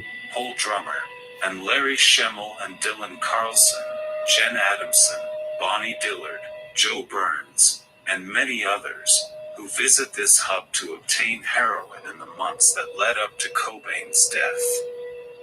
The Moore Nexus was not just a point of sale. Her apartment at the Lorington Cooperative Apartment Building was a central hub in Seattle's Capitol Hill grunge hotspot neighborhood. Courtney Love's private investigator Tom Grant, by his own admission, brought Dylan Carlson and Mark Lanigan here to buy heroin, the same heroin said to have led to Cobain's final overdose. Grant also produced audio recordings, in a three-way conversation, of Love allegedly urging Larry Schemmel, younger brother of Patty, to join these escapades and plant a bug in the apartment or phone of Moore. Love is on file to have put down Moore's name as Caitlin, with address and phone number in the false missing persons report for Cobain, filed falsely as Wendy O'Connor, mother of Kurt. In the SPD missing persons report, Love's contact detective Antonio Terry is cited as a source for further information. Grant the Plant affirmed that Love spoke on her cell phone to Terry while he drove her and Kat Bjelland to Carnation after the death of Cobain. The 310 number was registered to C. Lowe's in Beverly Hills, CA, listed false as Wendy O'Connor's work number. Moore's number is listed as 20632924882, minus the 206 which wasn't needed in 1994. Moore continued to deal through 1999. What's most interesting is that, in the crackdowns that followed between 1995 and 1996 in Seattle, Caitlin's runner Chris Michelson, big dealer Tom Hansen, Dylan Carlson, and Joe Burns were all arrested and charged for heroin possession and/or intention to distribute, with several doing time in prison. Caitlin Moore, however, walked free, allegedly because she is said to have rolled on many of those same people in exchange for immunity. Another theory holds that Caitlin Moore. Joe has admitted to seeing it happen. And then you connect all the certain unsolved mysteries tips back to Mark Lanigan, even one from Tammy Hill, his girlfriend from high school, saying that the killer is Mark, a close associate of Kurt's, and then she hung up. Also stating that one of his either rings or ear clips, silver ones, were in the corner of the room of the greenhouse or the basement of the crime scene. And that's what he always wore back then. Today operates under a false name of Kirsten or Kristen, last name omitted. And we have audio of Joe saying that it was them. Joe is the eyewitness.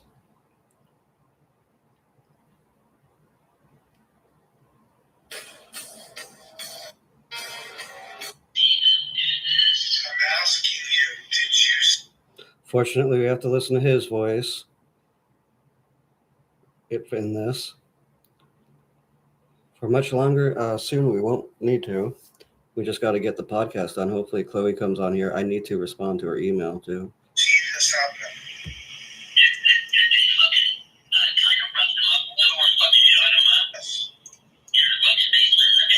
Yes.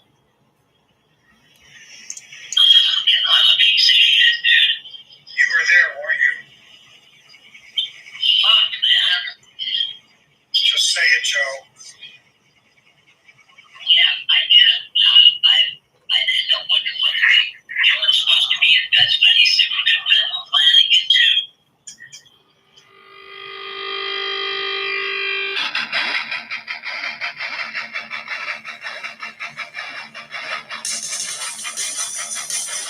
So there you have it. From the eyewitness himself.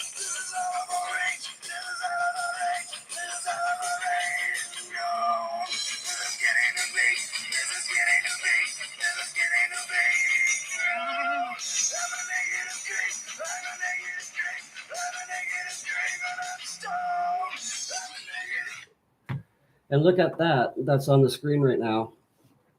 Mark Lanigan received a sum of money, often cited as 50 grand, from Courtney Love around 1997 to pay for rehab, which helped him get sober. He was never sober. This was covered, it was detailed in his memoir, Sing Backwards and Weep. That's from Mark himself, and him saying in his autobiography that he lied about his June 4th, 1994, or June 2nd, 1994 Rolling Stone interview, stating that he hadn't heard from Kurt when Kurt came back from rehab from LA to Seattle, that he hadn't called anyone. His statement, let me read it. Just a sec.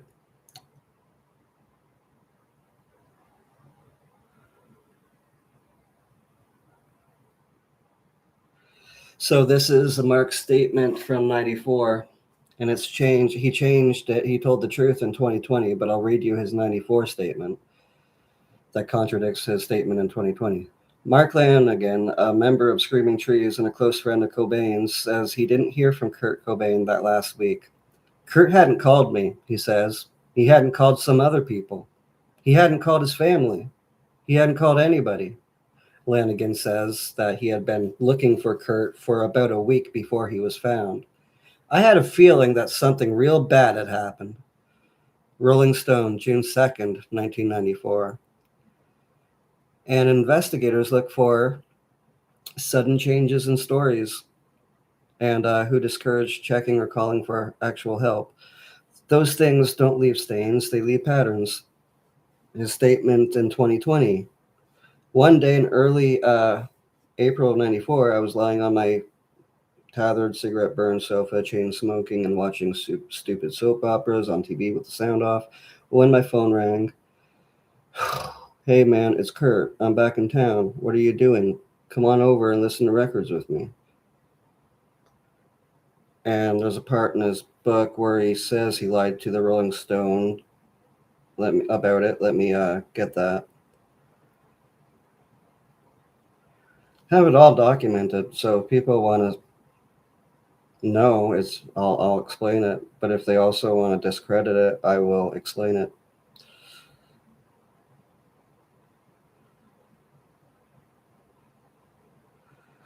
Without twisting any of it or hiding any of it, or both. Rolling Stone, just a sec.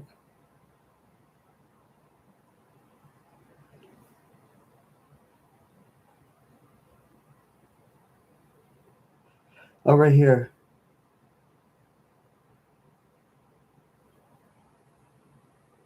Just a second. Courtney leaned on me nearly. So this is chapter 22, Wilderness of Horrors. Courtney leaned on me nearly every other day for company, for drugs, for emotional support, for a shoulder to cry on and an ear to talk into. She told me that Kurt had obsessively listened to my record, Whiskey for the Holy Ghost, often in the weeks before he died. I was horrified.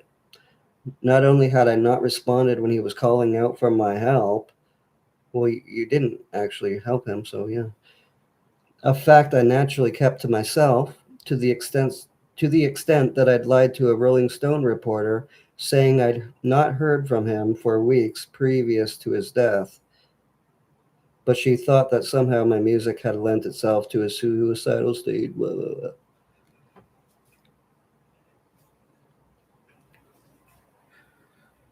And there you have it.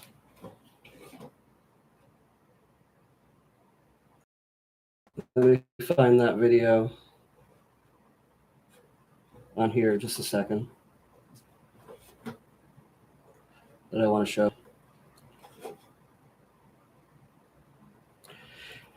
Yeah, El Duce was offered that same $50K in 93 of December. When she tried to call him again when Kurt had went back to Seattle, she wasn't able to get a hold of him. He was on tour. And when he mentioned Alan Wrench, that was in 93 at the Rock Shop with Courtney. So that wasn't right then. That was when they needed to absolutely get everything done. That was Mark Lanigan, Dylan, and some other individuals we're not too certain about, but kind of certain about. Just a second.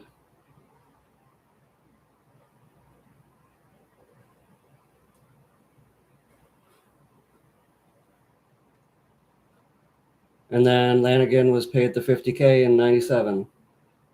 And Callie got like a lower sum, like $25K or something, or 30. Years prior, though. I imagine Lanigan got money. Well, he was around Courtney. Even before that, $50K. All right, here we go. Just a second. A statement about it. Yeah, we're here, Holly. We're actually doing this, and we're not going to twist any of it or hide anything. So.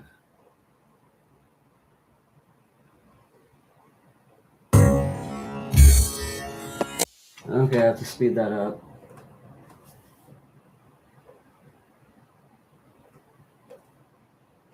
I feel like a teacher doing a PowerPoint presentation. Did I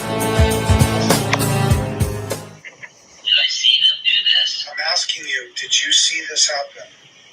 Did they fucking kind of roughed them up a little and fucking shot them up? Yes. In the fucking basement in the band room? Yes.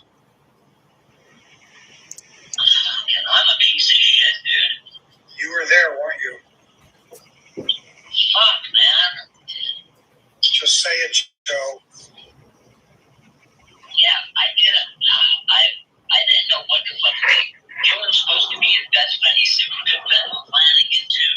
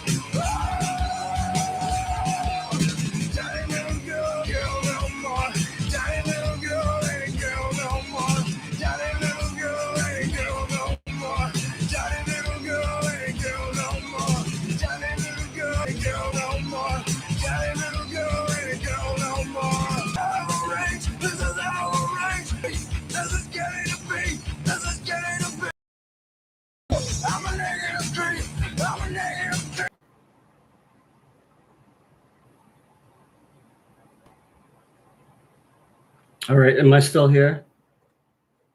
I guess I can't do that for long. I'm still here. Good. I'm here now. Maybe it's lagging, but I'm here now. Do I have to stop it? Okay. Okay, good.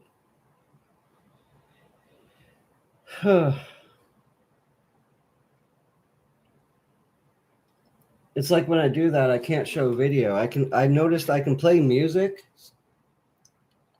on a live stream if I don't show a video of it, which is weird.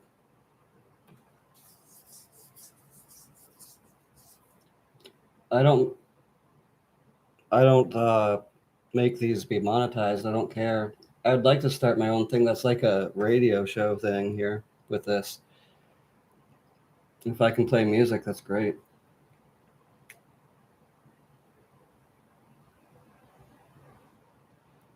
Let's see.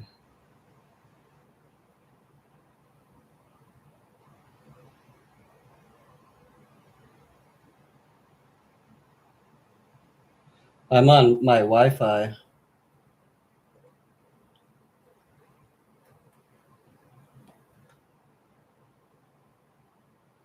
See what else I can do here.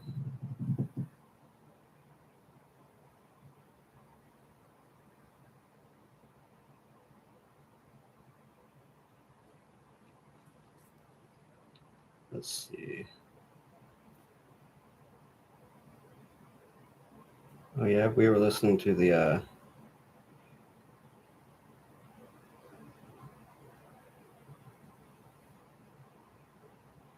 Chris Todd thing. Just a sec. I think I'll start like opening with It's all this. you ever hear. Look like this, think like this, be like this. How do you fight it? We started our own radio station. We keep our identities secret. It gives us the power to say what we want as loud as we want. We change the rules around. We've got a different sound. Tune into the underground. All right, here we go with Todd Guzzi, aka Chris Todd, aka a scammer, a grifter, It's like a an story energy changer. drink before your sex life. Here. What Kim, the fuck? Kim speaking. All right. It was I can't remember the year, Okay. but it was an article, the interview she did with Essence Magazine. Okay. It said it took a few years, a chance meeting at a party, and several lengthy phone calls before the couple started dating in 1994. Quickly, they became inseparable. We went out together, we ate together, we played together, says Porter. He would want me at the office, and I would want him at my photo shoots. Our bond was tight. Now, this in particular statement is followed by the actual picture from the party. Yes. So if you swipe left, you see that picture? Mhm. And that Mm. picture right there is from December 31st of 1994, Mhm. right? And so in having an open relationship, I go into now the Tupac situation, and where it's alleged that they had a conversation in regards to genital size, and Kim basically confessing that she had a sexual relationship with Tupac. Yes. And this date right here basically contradicts that, because this photo right here basically states that this is the first time that they really got together, as well as that The story. flash drive says she meets in the summer of '94, not December 31st. No, I'm not talking. Okay. I'm talking about, if you read what I just read and Yeah, I did. understand what the relationship, not when they met, but when the relationship began. Of Diddy and Kim. Yes. Okay. And Kim is actually saying this. Okay. This is her speaking in that Sure. article. Mhm. She's saying that they met at that party. I just showed you a And picture. I'm telling you, this says December 31st. No, this says December The 14th. picture says December 31st. Okay, I'm sorry, December 31st. Okay, So the December flash drive, it says they meet in the summer, way before this. No, this is not when they're meeting. This is not the meeting. This is when the relationship Okay, began. gotcha. Okay, This is the actual, what I just read to you. sure. That's from Kim's mouth, and that is the actual picture Okay. from that party on December 31st. I'm sorry, I said the 14th, but this is the actual picture. And like I said, when I go into the Tupac thing and the story in the book, in regards to that, I'm saying that Tupac had already been shot. And that's In November of '94. in November of 94. Correct. And right. And so therefore, Mhm. now we jump into December. There's no conversation being had if the relationship that Kim describes in that article had just started. There is no conversation about pink size. There's no conversation about anything in regards to anything going on between Kim Porter, Tupac, and Diddy. It happened before that. It's not happening at this date. What you're showing me as this, I don't care what it says. I don't care what the article So says. you don't care what? I don't, Hold on. So no, so I don't hold on. care what Essence says. The reason why I asked that because, like I said once again, Sure. I'm just trying to You're and- trying to and- date it, yeah. and the facts, like I said, because Sure. the book lacks a timeline, Correct. and so this is Kim Porter actually talking. I don't even know what year that article Yeah. was written. Yeah. That you just handed to me out Yeah. of the blue. Yeah, it was early on in their relationship. Okay. And So in the '90s. yeah. Okay, and so it was maybe early. she didn't want to say that she slept with Tupac in the summer when she already was with Sean Combs in the summer of '94, not at the end. No. What I'm saying is the relationship that she said that I she understand described for that she sure. was in.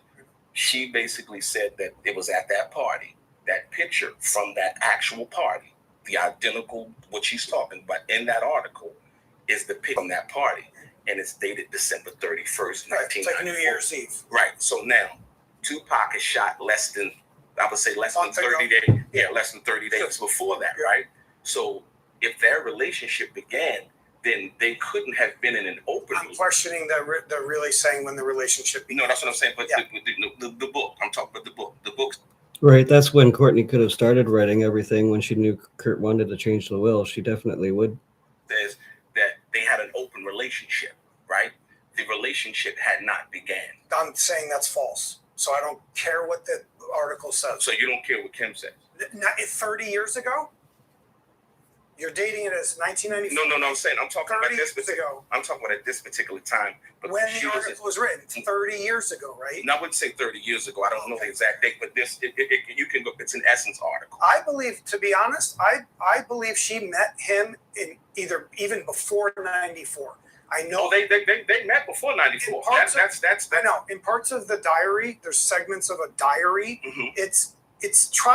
She's saying 94, Mhm. like the summer. I think she dates it as like June 15th. Right. I think they met before that. I don't know if she's saying that date particularly. That's 6 months before that date. But I know what you're saying. Right. I'm not going to address it again. The reason why I've already said it. Right. The reason why I'm saying not what you think, right, but actually what's in the book. And just because she said it 30 years ago and 20 years ago, I understand what you're saying. I've already made the comment. I don't believe it's totally possible that she sleeps with Tupac Shakur in 1994. It doesn't mean she slept with him right before the shooting.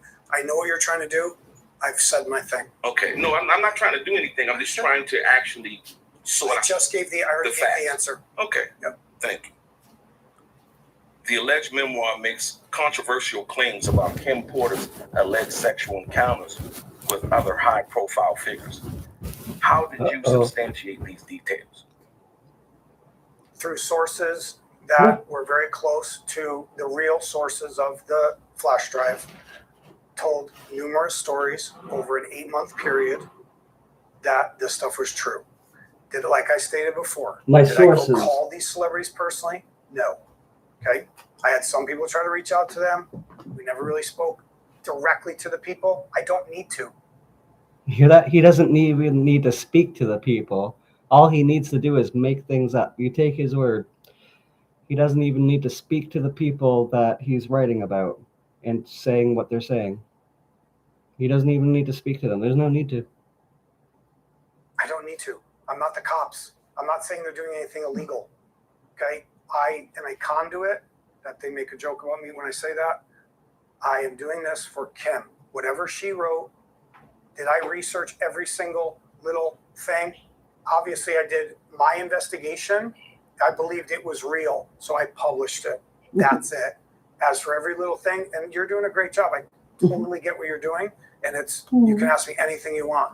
The reason why I'm asking this because these are serious. What do you think Will Smith would say? Can I say something? What do you think Will Smith would say if I called him up on his cell phone? I pull his number through a PI, right? And I call him up. And I go, when Kim was pregnant, she says she's on the phone with you. And that Sean's on the phone with you, Will.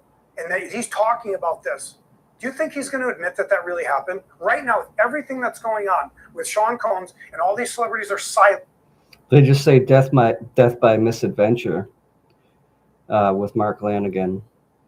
And 2 days after Kurt's birthday, he died.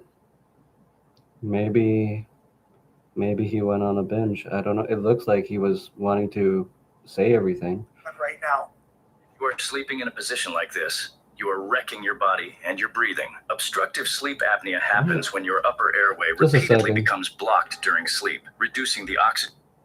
that's going on with Sean Combs and all these celebrities are silent right now. Do you really think he's going to talk to me? Do you think he's going to admit to that? I don't have an answer for that. Okay, I'm not. just.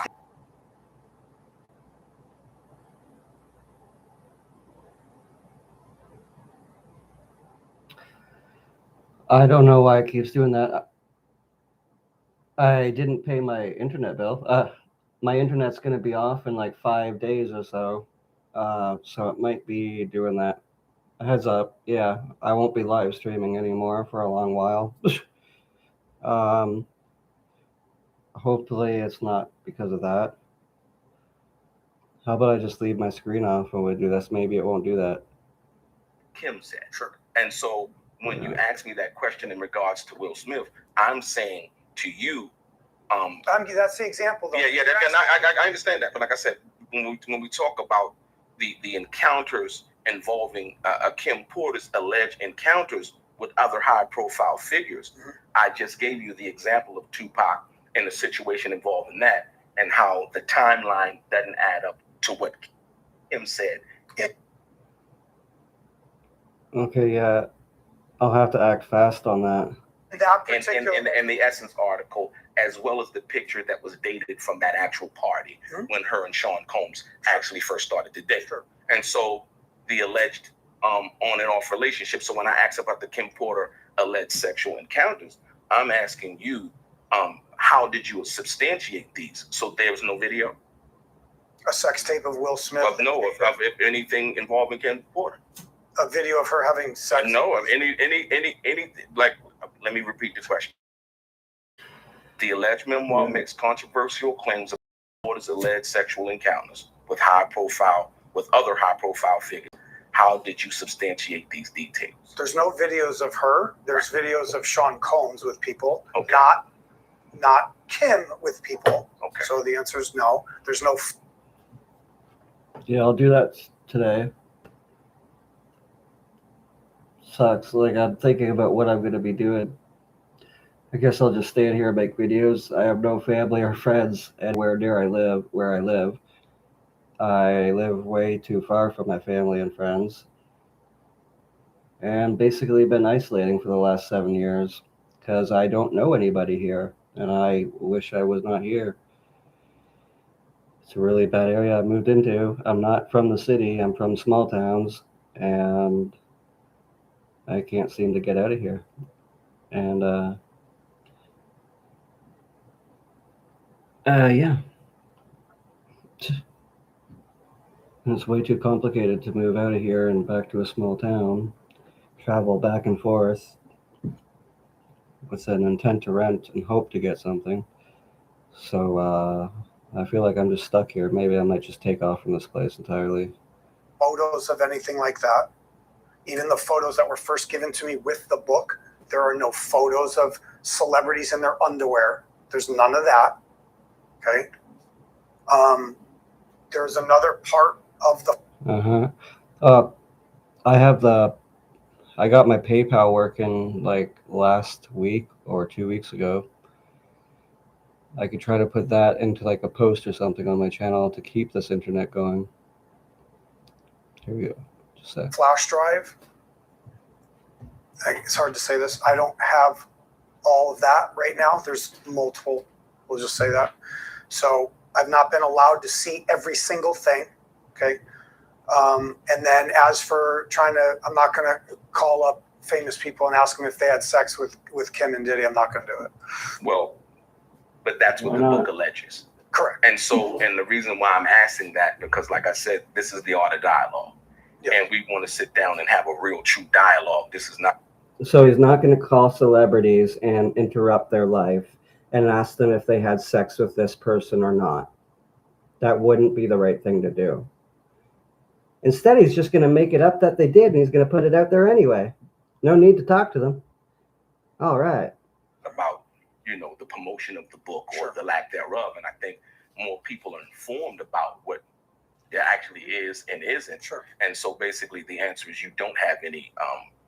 I have what Kim said. Right. You have what. So if you came to me, let me answer. Okay. If you came to me and you wanted to tell me your life story. Right. I'm going to believe you. I'm going to investigate it behind you a little bit. But if I believe what you're saying is true, I'm not going to call you a liar, and I'm going to publish it. Right. But once again, we have not seen the hard drive. Correct. We have not seen that if it actually comes from Kim. We don't know that. Sure. As the public, the people who are watching this, Correct. They don't know that. And so the reason why the question is being asked Sure. basically is, so it's alleged that was it, but you don't have any proof, concrete video or otherwise. Correct. Okay, thank you. That'd be so horrible. Imagine we did a lie like that. Some celebrity wakes up. Oh, Bill Cosby had sex with Jim Carrey. Jim Carrey wakes up that day. What the fuck? I didn't have sex with it. well, this guy says you did, this author. I never talked to that guy. Well, he said he doesn't need to talk to you because that would be interrupting your life. What? What about that bad publicity? There are allegations of Diddy's involvement in alleged sexual activity with celebrities, including Jay-Z, Will Smith. Well, I will say this. Sorry to interrupt. Can I say something? Yeah, I'll be Okay, if there's any litigation, I will prove that it's her flash drive. Yes. Okay, so you can.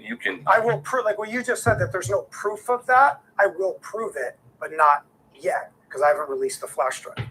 When that time comes, I will prove it's her flash drive, and she said that. Okay.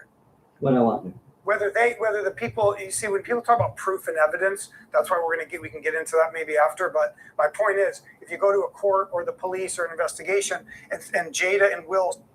Everyone, I'm so sorry, but my hardware, the flash drive, it broke. I could see him saying that years later. It just, somebody stole it or something. My place got raided by the FBI. They took the hard drive, man. Say, we never slept with Kim. How do we know they're telling the truth? So just because they say no doesn't mean it's not true. Right. That's my.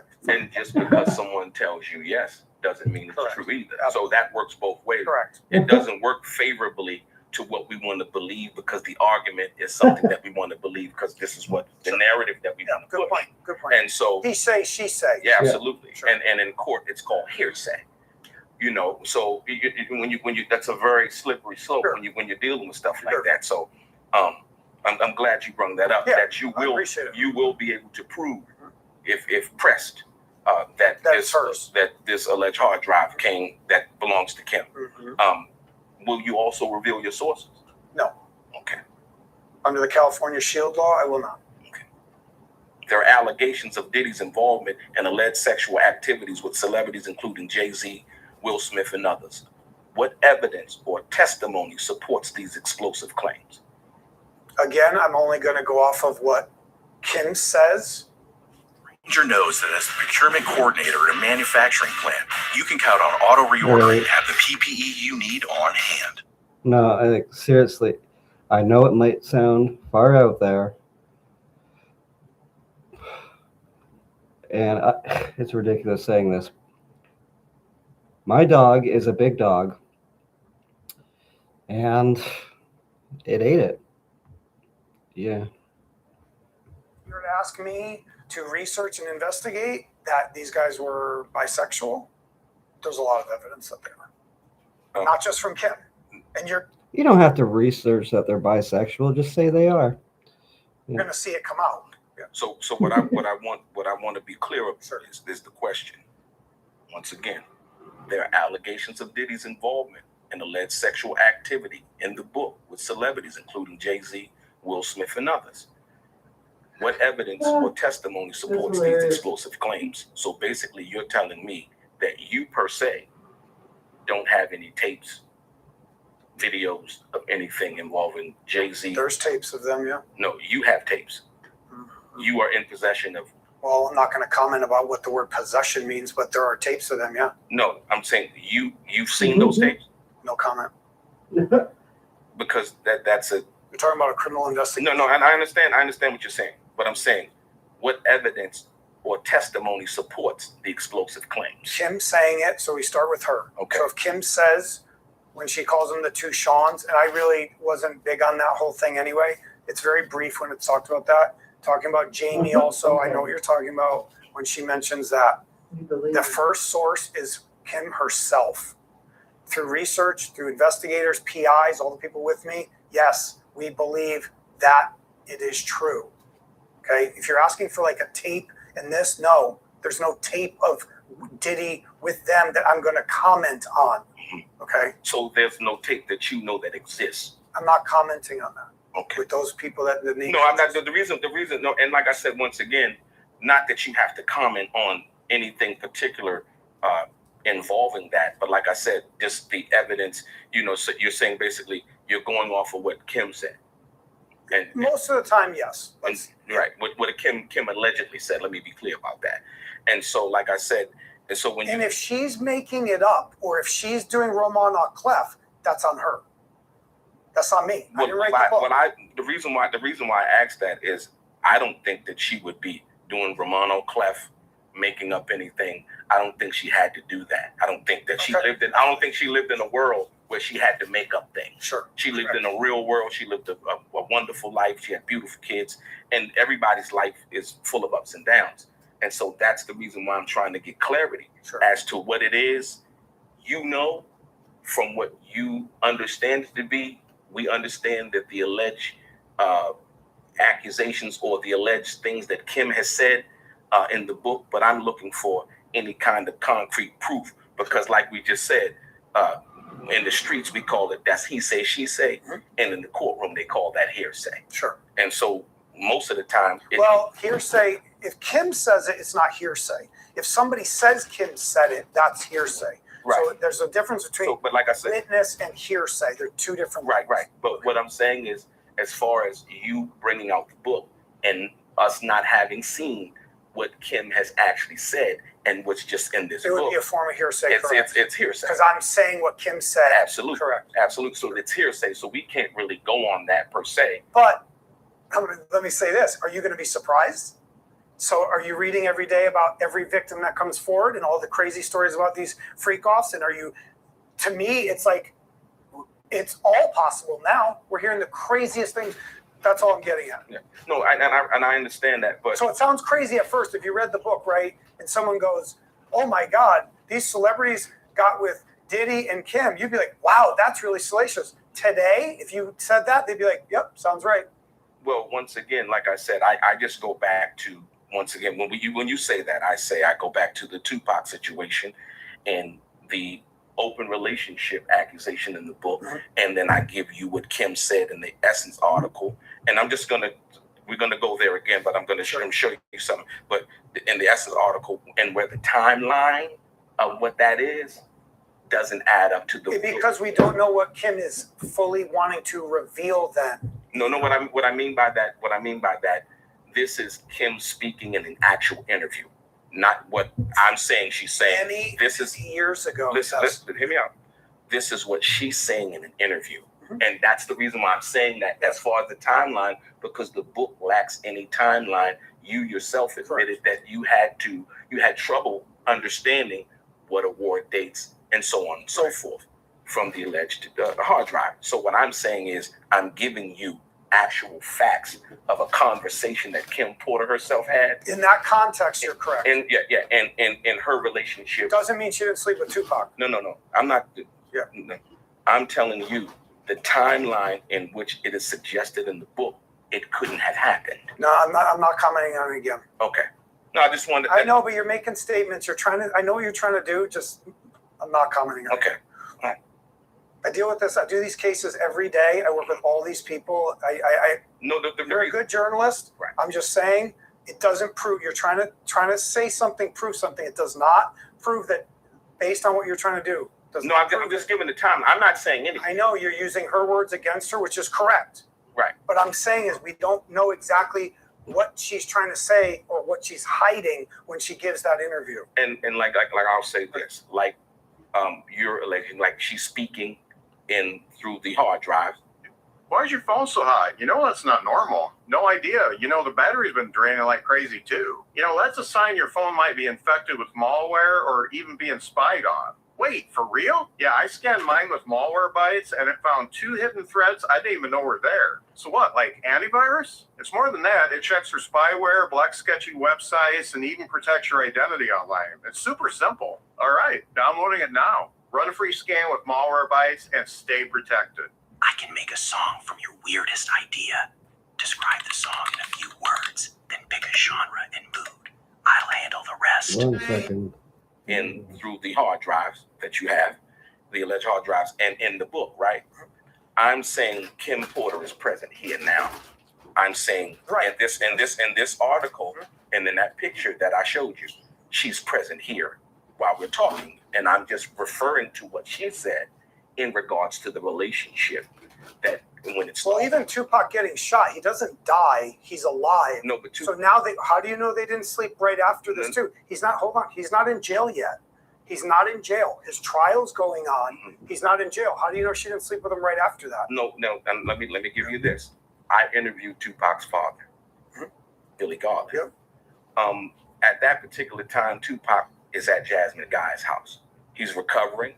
After the shooting. Yes. Okay. He's recovering in no condition I'm not saying right after. No, listen to me. In no condition from what I understand to do anything of that nature. Sure. But more importantly than anything, Tupac is accusing Sean Combs and Notorious B.I.G. of setting him up. So Tupac ain't in the mood to talk about nothing about no woman in regards to nothing about anything in regards to anything like that. Sure. That is a known fact. That's the reason why I give the it'd make more sense if before the shooting, that's when Kim slept. Right. And that's what. Sure. So you understand what I'm saying now? Okay. That's the reason why I brought it up. Not to try to anything, but just the actual facts of that. Tupac, and then he does the Vibe article, and then that's when they drop the song "Who Shot You." When Tupac goes to jail. Yes. Right. Directly after that, and then now, so we know that there is no conversation because now Tupac's feeling fully betrayed. But we're talking about Kim, though. I'm not saying. What I'm saying. You saying you acted. Your question was, well, how do you know that they didn't do it afterwards? And I'm not saying Sean Combs has to be there when Kim gets with Tupac. No. What I'm saying to you is there is no way that in the book how it describes it, right, that they're in an open relationship because the time period of the relationship it suggests that they're in a relationship and they have an open relationship. Yeah, I get it. So okay, so we agree on that, right? We agree that the timeline that you're saying on December 31st, I'm disagreeing that that's when they were together.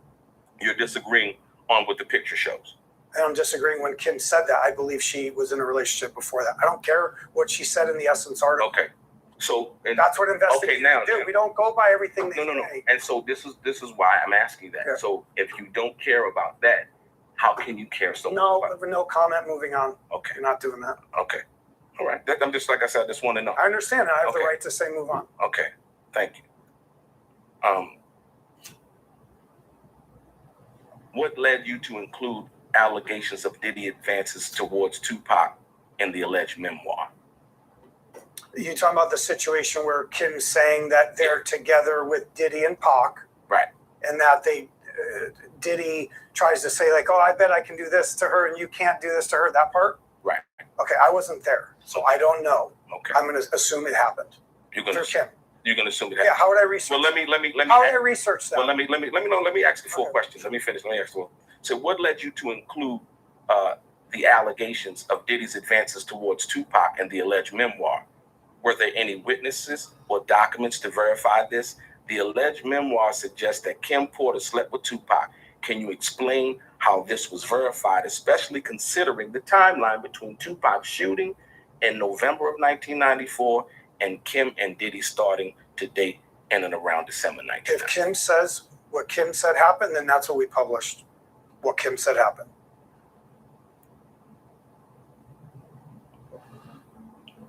Do you think I have like some crazy access? Like I can just like go back in a time machine and watch this stuff happen? I can't. I can't ask them. You thought I was going to call Sean Combs up and ask him if that happened and get killed? Like what? So you gotta kind of, you're asking great questions. You just got to kind of put yourself a little bit in the investigator's shoes of the situation of what it's like to do this versus a white person. So just, I respect what you're doing. I'm just saying. And I do put myself not in your shoes, but I put myself in the shoes of someone who's well researched. And so when I read the book, I look at it. Yeah, you know a lot about this. And I contrast that, when I was there and I gained faith and all of the things that I know and understand, being a part of the hip hop culture, right? And standing firm. Sure. There's a claim that Kim Porter kept copies of Diddy's alleged sex tapes as leverage. What evidence do you have to support this narrative? The tapes. So you actually have tapes? I'm not going to do fully comment. Let's just say there's tapes that exist, yeah. Well, 3 and 1 that actually turns him on. My boyfriend used to get so nervous with me in the bedroom. He couldn't get hard no matter what. That exist. Now that Viagra commercial is done again, back to the bullshit. Yeah. Well, let's that are on let's her let's flash ponder let's drive. ponder around that. There's The investigators in the case that is now filed, yes, right, say that they were in possession of tapes. They can actually confirm that there are tapes, sure, as well as baby oil, as well as all of Sure. the other things that Yes. they found. Yeah. And so with that, we do know from that perspective that the DA involved in the case that Diddy is now facing, federal government, yes, the DA and the federal government have tapes. Attorney General. And so my question is, there's a claim that Porter kept copies of, and this is in your book, Yes, that she kept copies of Diddy's alleged tapes as leverage, right? And in making that, it would be assumed that you would, or the possession of those tapes, you've seen them, you have them, you know about them. And like I said, what evidence do you have to support the narrative? yes, there are tapes that exist. Okay. Did you reach out to Kimora Elise Simmons regarding the alleged confrontation between Kim and Diddy over the tapes? And how did she respond? No, I did not. Did you didn't bother to reach out? There are a lot of celebs I didn't reach out to. Some I did. Like I said, I'm not going to comment who I did. And I also had somebody else reach out to some of these people in the groups, meaning people close to them. So we did have people reach out to people close to Russell and Kimora, but I never spoke to them directly, no. What can you tell us about the alleged forensics on the hard drive that reportedly contained these tapes? Was there any investigation to prove its authenticity? Meaning, like, is what, if you were the audience member and you watched the tape, the authenticity of, like, you mean the metadata of, like, whose phone that came from? You would know all this information. I would. Well, if you saw it with your own eyes, what I'm getting at is if you see it with your own eyes, you know it's real. The question would be, is that being filmed and transferred from somewhere else?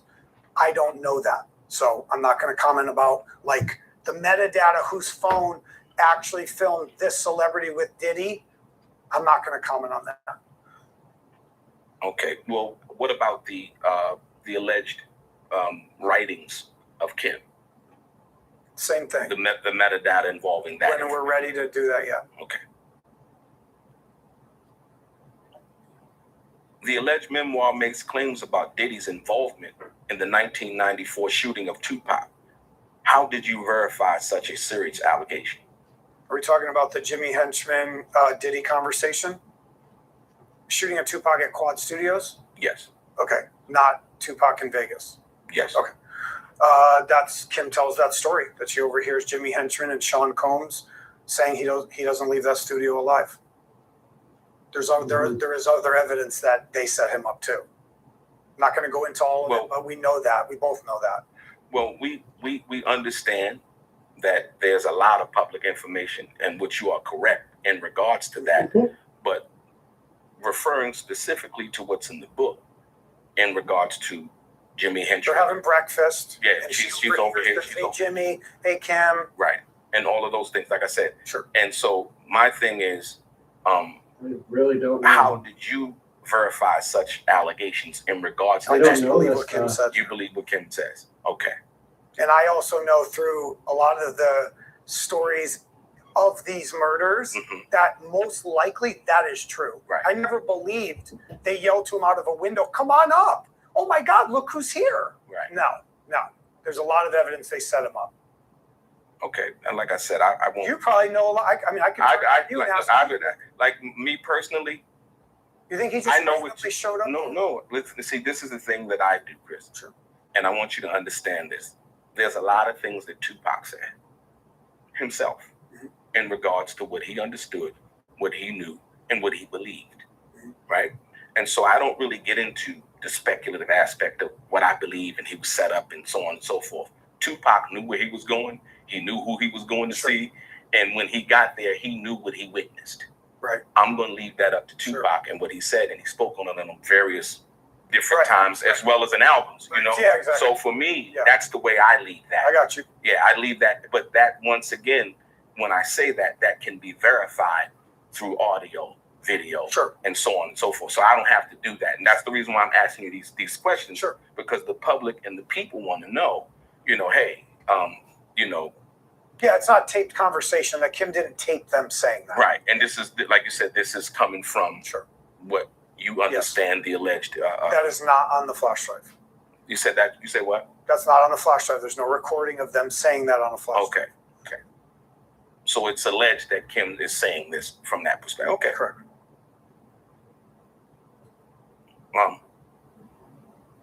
Some close to Kim Porter point to a December 14th photo of her. And this is how I got to that. I want you to understand. Sure. Okay. Some close to Kim Porter point to a December 14th photo of her and Diddy at a Christmas party as evidence that the timeline in the alleged memoir is false. How do you reconcile this with your claims? What party are we talking about? And what is it? The picture that I just showed you. Yes, we already addressed that. Right. We already addressed that. So that's why, because a lot of people who they're finding that. Yeah, absolutely. They're seeing what that is. A picture of Kim and Diddy in December. Right. And then the article that it came out of and her saying that and stating other. The diary says they start dating in June of '94. So we'll have to see what it said. The diary. The flash drive says it's June of '94. June of '94. So it has dates now. It has a date in particular. In one section, yeah, not in the book. I didn't put it in. And you didn't put it in the book, but okay. Because I didn't mess with the book. I didn't touch the book. That's what I'm saying. It just was published. No, and like I said, that's what I'm saying. Right. So because I could have.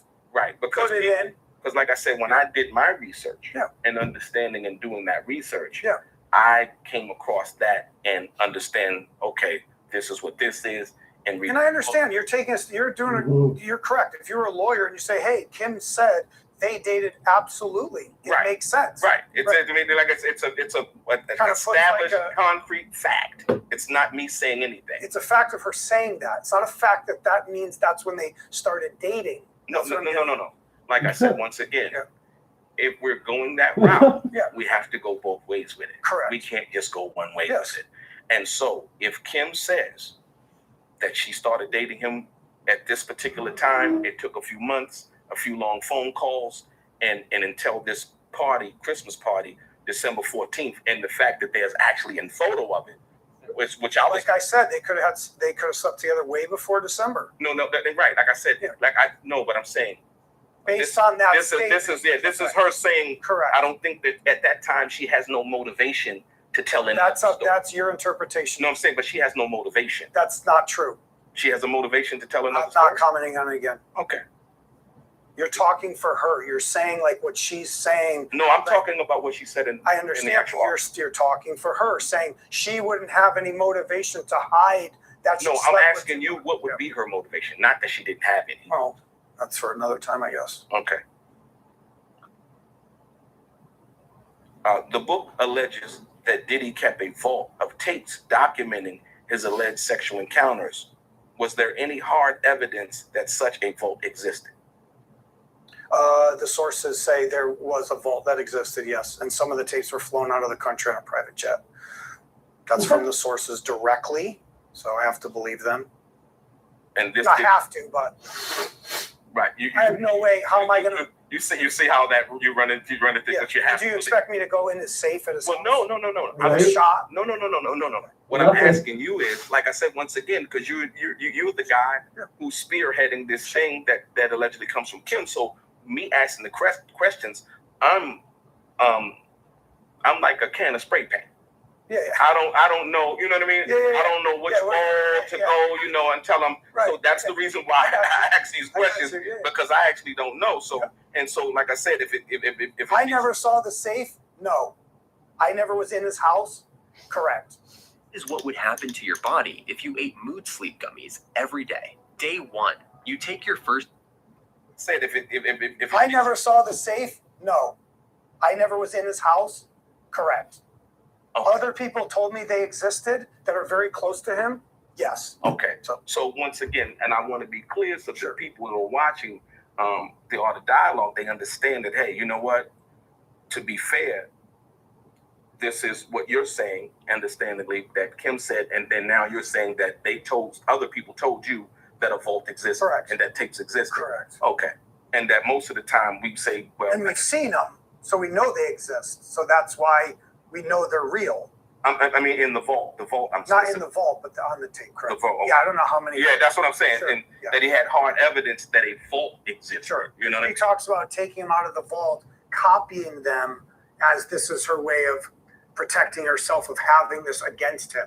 This is like leverage. It's almost like blackmail, right? If I take tapes from somebody, look, I got copies of this. Sean, look. And that's why they do, that's that whole thing where she kicks him down the stairs. You know what? That brings up something interesting because the guy Roger Bond talked about one time that that he had a videographer person, an assistant. Sure. And they has a little one of those little camera bags. Yeah. And he talked about a VHS tape of that. Do you think, just from what he said, and he was there, he talked about the bag came missing, that he was hysterical about what was on the tape and so on and so forth. Do you think that Kim had the apparatus to be able to take a VHS tape, from what we understand? If it's VHS, if it's VHS, to take that and record that to another device. Absolutely. You think she was that savvy? Absolutely. Why is that savvy? No, I'm just saying because I know, but people keep saying that. Like everyone knows how to use a computer. Everybody knows how to use a phone. Everybody doesn't. But let's be Chris. Let's be clear. Everybody. And see, that's what I'm saying. So when we talk about, and a lot of people make statements like we're talking about city slickers. I'm not talking about backwoods West Virginia. No. But once again, but Kim is actually a country girl.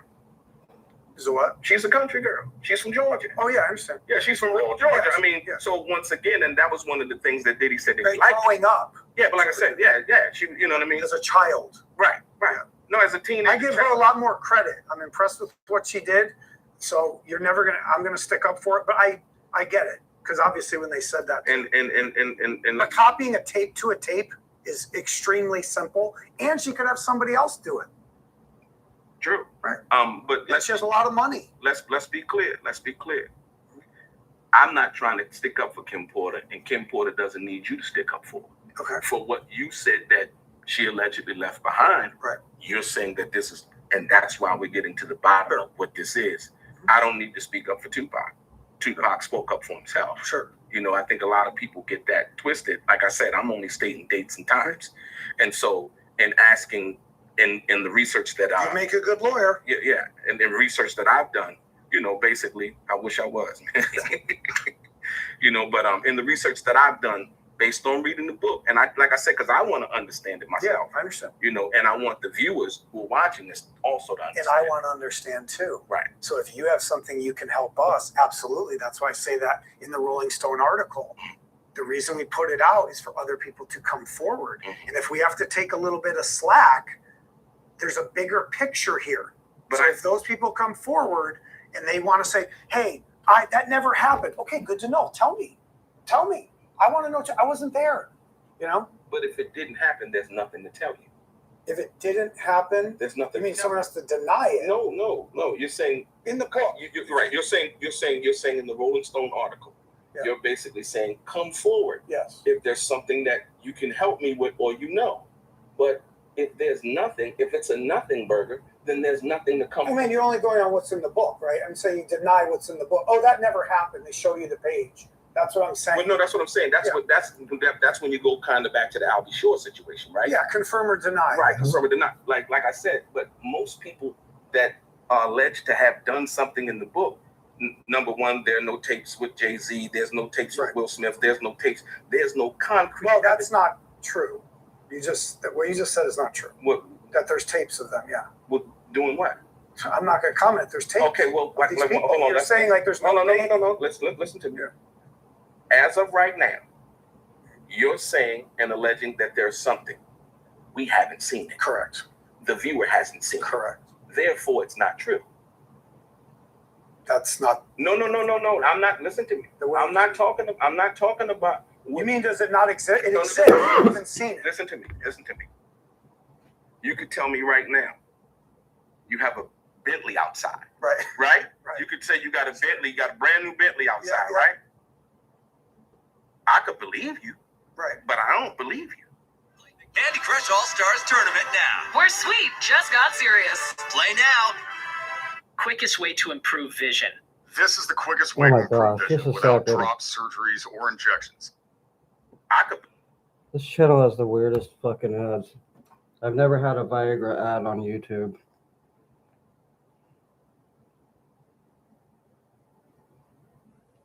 Just a second.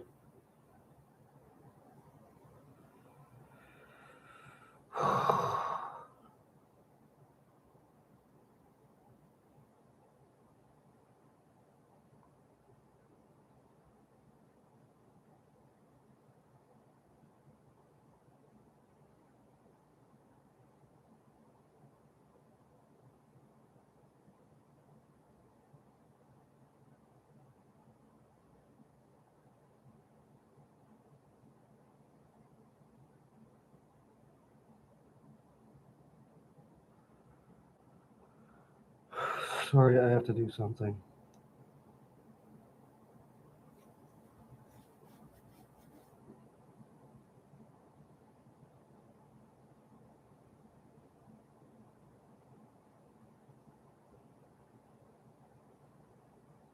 So, like I said, if I never saw the safe, no.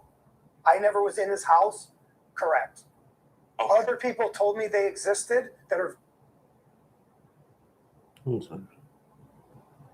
very close to him, yes. Okay, so once again, and I want to be clear so the people who are watching the Art of Dialogue, they understand that, hey, you know what? To be fair, this is what you're saying, understandably, that Kim said, and then now you're saying that other people told you that a vault exists. Correct. And that tapes exist. Correct. Okay, and that most of the time we say, well, And we've seen them, so Well, I guess I won't let me do that anymore. okay, and that most of the time we say, well, and we've seen them, so we know they exist. So that's why we know they're real. I mean, in the vault, I'm Not in the vault, but on the tape, correct? The vault, Yeah, I don't know how many. Yeah, that's what I'm saying, Sure, and yeah. that he had hard evidence that a vault exists. Sure. You know what I He mean? talks about taking them out of the vault, copying them as this is her way of protecting herself of having this against him. This is like leverage. It's almost like blackmail, right? If I take tapes from somebody, look, I got copies of this. Sean, look. And that's why they do, that's that whole thing where she kicks him down the stairs. You know what? That brings up something interesting, because the guy Roger Bond talked about one time that he had a videographer person, an assistant. Sure. And they had one of those little camera bags. Yeah. And he talked about a VHS tape Lies. of that. Do you A bunch think, of lies. just from what he said, and he was there, he talked about the bag came missing, that he was hysterical about what was on the tape and so on and so forth. Do you think that Kim had the apparatus to be able to take a VHS tape, from what we understand? If it's VHS. If it's VHS, to take that and record that to another device. Absolutely. You think she was that savvy? Absolutely. Why is that savvy? No, I'm just saying, because I know, but people keep saying that. Like, everyone knows how to use a computer. Everybody knows how to use a phone. Well, everybody doesn't. Let's be clear. Let's be clear. Everybody. And see, that's what I'm saying. So when we talk about, and a lot of people make statements like We're that. talking about city slickers. I'm not talking about backwoods West Virginia. No. But once again, but Kim is actually a country girl. Is it what? She's a country girl. She's from Georgia. Oh yeah, I understand. Yeah, she's from rural Georgia. Yeah, I mean, so once again, and that was one of the things that Diddy said. Like growing up. Yeah, but like I said, yeah, she, you know what I mean. As a child. Right. No, as a teenager. I give her a lot more credit. I'm impressed with what she did. So I'm gonna stick up for it. But I get it, because obviously when they said that. And but copying a tape to a tape is extremely simple, and she could have somebody else do it. True. Right. But she has a lot of money. Let's be clear. I'm not trying to stick up for Kim Porter, and Kim Porter doesn't need you to stick up for her. Okay. For what you said that she allegedly left behind. Right. You're saying that this is, and that's why we're getting to the bottom of what this is. I don't need to speak up for Tupac. Tupac spoke up for himself. Sure. You know, I think a lot of people get that twisted. Like I said, I'm only stating dates and times. And so, in asking, in the research that You make a good lawyer. Yeah, and in research that I've done, you know, basically, I wish I was, man.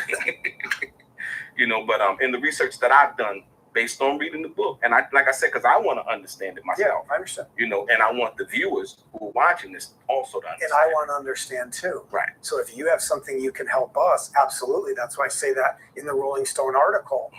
The reason we put it out is for other people to come forward. And if we have to take a little bit of slack, there's a bigger picture here. So if those people come forward and they want to say, hey, that never happened. Okay, good to know. Tell me. I want to know. I wasn't there, you know? But if it didn't happen, there's nothing to tell you. If it didn't happen, there's nothing. You mean someone has to deny it? No. You're saying in the book. You're right. You're saying in the Rolling Stone article. Yeah. You're basically saying, come forward. Yes. If there's something that you can help me with, or you know. But if there's nothing, if it's a nothing burger, then there's nothing to come. I mean, you're only going on what's in the book, right? I'm saying you deny what's in the book. Oh, that never happened. They show you the page. That's what I'm saying. Well, no, that's what I'm saying. That's when you go kind of back to the Albie Shore situation, right? Yeah, confirm or deny. Right, confirm or deny. Like I said, but most people that are alleged to have done something in the book, number one, there are no tapes with Jay-Z. There's no tapes with Will Smith. There's no tapes. There's no concrete. Well, that's not true. What you just said is not true. What? That there's tapes of them, yeah. What, doing what?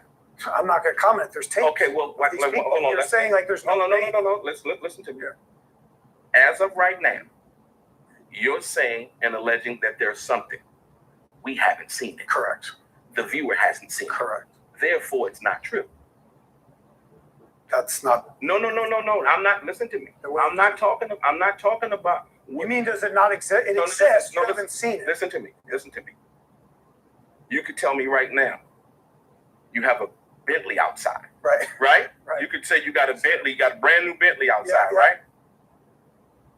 I could believe you.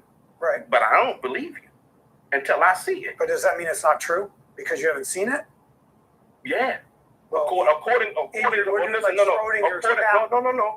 to how I receive information, to me. You think it's BS? No, I don't think it's BS. I think it's your word.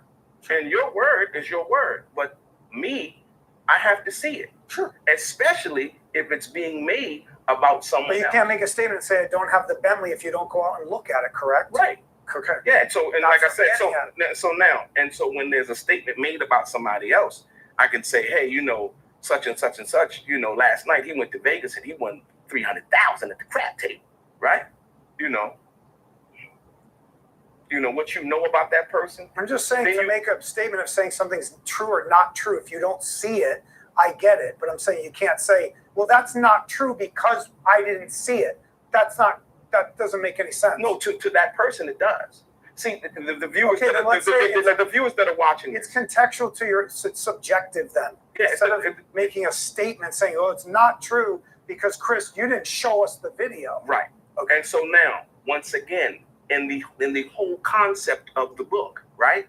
There's a lot of accusations being made. Correct. Right. And most people are having a problem with that. Some people are going to believe. Well, they want to see. No. Some people, listen. Some people are going to believe what they want to believe, no matter what. Right. But other people say, hey, you know what? I'm going to reserve judgment until I see what happens. Sure. It's kind of like going to court. Right now, they could say, hey, I found, X amount of drugs on this guy, or whatever. Well, you're going to say, hey, they didn't find nothing on me. Right. It's your word against their word. And then that's why you have that meeting in the middle and you have something called discovery. What we're trying to do right now is discover what Chris Todd has in regards to the accusations that he alleged that Kim Porter made to back that up. Yeah.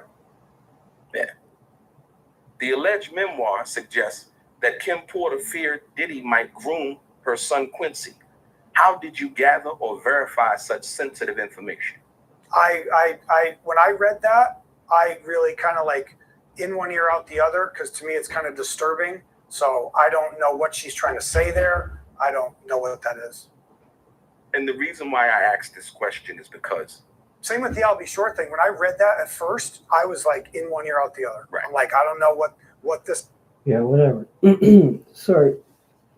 Don't you hate it when you walk by people and they don't speak your language, so they like to say something rude about you? You just know it's happening, but you can't pick up on what they said. It's a stupid world.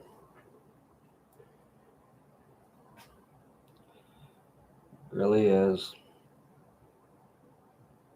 It's so stupid.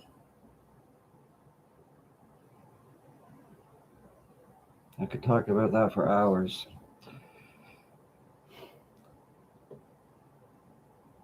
A stupid world with stupid people with stupid things.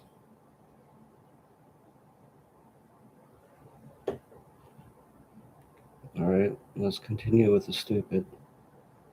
What this is all about, like. So my question, if it was in one ear out the other, why even put it in? Maybe I could have pulled that. I could have, but maybe I will. Maybe. And the reason why I say that is because when you go back to the beginning of their relationship, when he's a baby, Sean P. Diddy Combs actually adopted Quincy. Correct. Yeah. And so we've heard nothing in reference to anything like that. Quincy's a grown man. Yeah, I've never said that. Yeah, now he's a grown man now, and so you can understand the hurt, sure, and the disappointment, absolutely, that the family would feel, and why they came out and spoke and said what they said in regards to knowing their mom. I don't know what they mean by grooming either. The word grooming can have different meanings. So this is what the book. I understand. Okay. But what I'm saying is when she uses the word grooming, okay, I don't know if that's trying to imply something bad, like that what we're thinking about, or grooming him to be like him. Like I don't. There's a little confusion there about what that means. So I just kind of, yeah. I mean, someday I could take it out, just like I could take out Albie's thing. But like I said, I X'd out the things that I really felt should be X'd out. That's what I X'd out. As for just one grooming comment, I just kind of, maybe I will take it out. But I didn't look at it as like she's accusing Diddy of trying to do something with Quincy. I didn't look at it that way. How do you respond to the critics who claim that the alleged memoir's sensational claims about sexual encounters are fabricated to attract attention? In the book in general, like, I mean, it's obvious someone could think that for sure. And if Kim had some liberties with some of that, she's not the first writer to do it. She has every right to do it. And that's part of her art or her way of shaming him. That's up to her. That's her right. It's like everybody else in Hollywood does it. Everybody does it in books. That's how they sell books. It's how they sell movies and TV shows. Same things. NC-17. Man, you shouldn't see this movie, man. Oof. There's no rating. Guess what everyone does? Runs and goes and sees the movie. They do this in horror movies all the time. So I would stick up for Kim as an artist, as a writer, telling her story, whether, like I said, every single thing of it is literal. We can't ask her that. The reason why I asked that question is because the nature of celebrities, you look in following, you look at names, you look at popularity, and you look at in trying to move a product. That's why they're in, people have endorsement deals with certain celebrities, things like that. That's the reason why I asked the question. And your response is she's basically, that's in her way of trying to shame Diddy. And from your interpretation. And the other celebrities. And from your interpretation.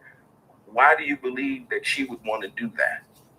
If she's angry, if she was abused, if she's fighting back, because we know through, and I'm going to reveal some of these other things that are on the drive that discuss why she was doing it and when. Okay. So you didn't. These are other things that you didn't include in. And why did you keep that out? Correct. Because I can't reveal everything at once. It's too shocking. If I was to release those tapes, the world would shut down. Okay. If I showed one of these tapes, I'm telling you right now, the whole music industry and Hollywood, it would just grind down like this. They're all going to start pointing at each other like this, and it's going to be bad. We've already set it up. We have multiple attorneys. We know how to do it. It's not my first rodeo. I solved the greatest murder case in history, 3 of them. I know how to do it. We're going to do it, but just going to come in pieces. And there's also ways we can, let's say, not censor it, but we can kind of soften it, right? Like the whole tape doesn't have to come out. All the tape. I don't have all the tapes. There's other people that have the tapes. I can't control them. We already know they're shopping in Hollywood. We have proof of other people telling us we actually didn't have that one they showed. So there's multiple out there. Remember, this has been going on for 30 years. So I'm not the only one who has them. I think I have specific ones that no one has. But so, yeah, it's gonna be extremely shocking. We've got to be really just kind of one step at a time. But you can confirm nor deny that what you claim to have, that no one else has, correct? I would say this. Let's say there's 10 tapes, right? So this is He's probably going to do that with my material, my phone calls and video chats with Danny as well. I know Matthew and Jason are already doing that. We have all of it. Yeah, you can have all of that. That can be all of it for you. They're all working together. They're all under an NDA with Michelle as well and Joe, unfortunately. Hypothetical. Yeah. Hypothetically, there's 10 tapes. There's a couple of those that no one has, but the flash drive has. I can pretty much guarantee. And how can you? Because if anybody has those, they're going to go to jail. If they release what I believe they think they have or they want to release, they will most likely go to jail. That's why we're working with the federal government. We're working with the federal government. Oh, you're currently working with the federal government? Well, not like what you're saying. No. I want to be clear. I don't want to make any. We're going to give them to the federal government. Oh, so you're going to give the tapes to the federal government? Yes. Okay. And so this is other than the tapes that the United States District Attorney in federal case have. No, I'm saying this is other than what they say that they have. I don't know what they have. Okay. They never said what they have. No, they didn't say they had. They say they have tapes. Yeah, tapes. They don't. Right. They have the tape. No, not the tape, but they say they have tapes. Correct. And so what you are going to give them is more tapes. If they say we already have it, have a nice day. Thank you, Chris. Pat on the back. Hey, sounds good. They may say, give it to us, right? We're going to distribute. Let's be clear. It wouldn't be your. People are going to go to jail over the evidence that I do not have, but I claim I have. Man, he's probably one of those nuts emailing the FBI all the time that the FBI ignore and that they made fun of in the X-Files. The flash drive itself. Yeah. The flash drive belongs to a team of sources. No. What I'm saying is, whoever, let's say for instance, hypothetically. It's Diddy's tape. Let's hypothetically say that it's not. Whoever shot the tape is who the tape belongs to. Diddy. Right. Okay. And so from that perspective, whistleblower. That's that. So right now, you basically are saying you're in possession of property that belongs to. I'm not saying I'm in possession of it. I'm saying that any of those tapes they're basically owned by Diddy. If you're saying like somebody else took the photo, it doesn't matter. Even under the RICO thing, it's all Diddy's. That's his stuff. They're not Kim's tapes. They're Diddy's tapes. So we're going to whistleblow on them. That's what a whistleblow is. Okay. So we're not asking him for permission. These are crimes being committed. Drugging of women, S abuse, potential R word, potential M word. So they will be whistleblown and given. They may have them. Look, the government, they don't need Chris Todd. Okay. They could tap your phone in 5 seconds. They don't need you to give them your phone. Okay. That's my point. We will present it to them at that time. If they say, they're not going to say if they have it or not. They'll say, thank you. I work with these people all the time. Thank you. Great job. Should we know something else? Is there somebody else that has that? And I'm going to rat those people out. Absolutely. So my question would be, now that you've said that, is why not wait until you put the book out, until you showed the book has to come first. Yeah. No, the reason why I'm asking that, because you're saying that that's where some kind of whistleblower thing comes into play. And so what I'm saying is, in the totality of what you say you have on the hard drive, right? I'm asking you, why not do and take all of that before you bring that out? Because a lot of the stuff hasn't been substantiated. We wouldn't. No, the book would come first. I'm saying, but a lot of the stuff in the book hasn't been substantiated to the public. Correct. Right. Not all the tapes echo what's in that book either. No, that's what I'm saying. But it's a totality of information, if you will. Yeah. And so that's what I'm saying in regards. I have a legal issue with the tapes. I got to be careful. Okay. The book is much easier under the First Amendment. Also, Kim's First Amendment right, her civil rights, her journey for justice, her ability to tell her own story through her eyes, through her experience. She may have been unalived. Okay, we're looking into it right now as hard as we can. If she was, there's a lot of rights that she has, and her family has the right also to press law enforcement to reopen the investigation. So there's a lot of things going on. The investigation into her possibly being unalived. Well, we know for a fact. Once again, I understand. Even what Albie Shore has been saying as of recent, right, in regards to that. But we know for a fact, beyond any shadow of a doubt, that she died.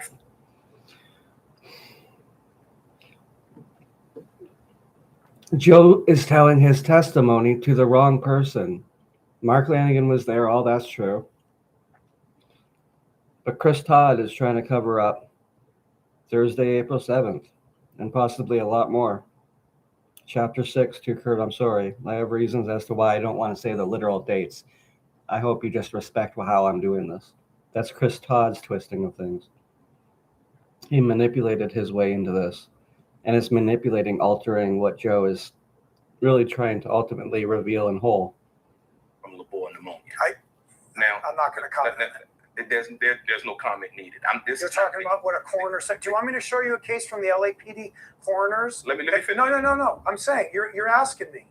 Do you want me to show you some cases from LAPD and the LA coroner that is completely false of what they said happened to other murder victims? Do you want to see those?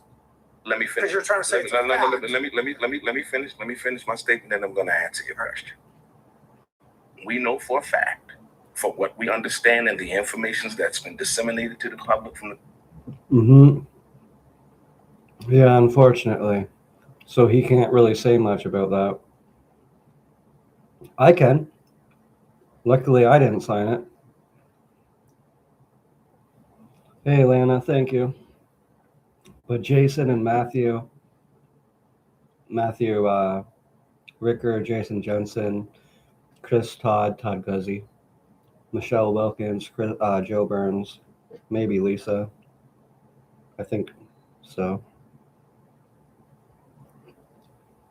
All under an NDA, non-disclosure agreement. I'm not. Coroner's office. Sure. That Kim Porter died of labor pneumonia. Mm-hmm. Anything else other than that, lacking an investigation, would be hearsay. Mother stretches one plate across all 5 of her children. What the the father fuck? skips meals. So What's that? That, lacking an investigation, would be hearsay. I see. Period. There have to be. And that's not me saying that. That's an Well, anything. I'm not going to argue about what hearsay. No. Because what you're stating is you're saying that you. So it's exactly what Chris wanted, and he got it. He controls Joe's voice, and he sends him lots of money. And we know that if Joe dies too, we know where his supply of that money came from, okay? I'll just say that. It sucks, but Joe's being taken advantage of in the old state he is, not doing well, by anyone that would take advantage of him. And the first person to get him to do that, well, to be able to do it, was Chris Todd. And he comes with a bunch of other people trying to, they're successfully doing it. They've successfully done it. Not trying to. They've already successfully compromised him and silenced him. And all of our attention should go to Chris Todd, and he should be the most great person for this case. Have information of other cases, right? That the LAPD have that is contrary to what the forensic examiner said. That I'm saying they're not always right. No, I'm not saying that they're right either. Okay, good. I'm not claiming that at all. Yeah. I'm saying to you, I'm talking about Kim Porter. I'm not talking about 15 other cases. Sure. I'm talking about Kim. But I'm saying the LAPD is not always right. No, I'm not saying that the LA. Love you too, Atlanta. If Joe had somebody giving him lots of money that didn't want to control him, or if Joe was rich, he would be able to come on whenever he wants, but he has Chris Todd controlling him. I might want him on here, and you do too, and he promised me that, but he has to kind of put it off, and Chris Todd's literally controlling him. You want your money. I'm sorry to fucking say it, but you want drugs. You want your fucking money for your drugs, right? You want to feel good, right? Stick the fucking NDA. Non-disclosure agreement. What a fucking piece of shit you are, Chris Todd. Fuck you to the fucking grave. I hate you all the way through. I hate you forever. This is what I live and fucking die for. I'm not killing myself. I'm not harming other people. But you're fucking with the wrong thing, Chris Todd. Stop doing that on homicide cases. You're a piece of shit for it. And you had my fucking friend kill himself. Fuck you. I know, don't get emotional. But I hope people see the fucking emotional damage he's done to people. Actually, they already fucking do. Hundreds of thousands of people. So that's great. Hopefully they see this too. Hopefully they hear this. PD is always right. We know that for a fact. I'm an African American male. Right? I mean, I understand that, right? Oh, yeah. So with that being said, I'm saying to you. Oh, Zach's freaking out again. Well, don't bully my friend to the point of suicide. Oh, wait, you already did it. I'm allowed to be upset.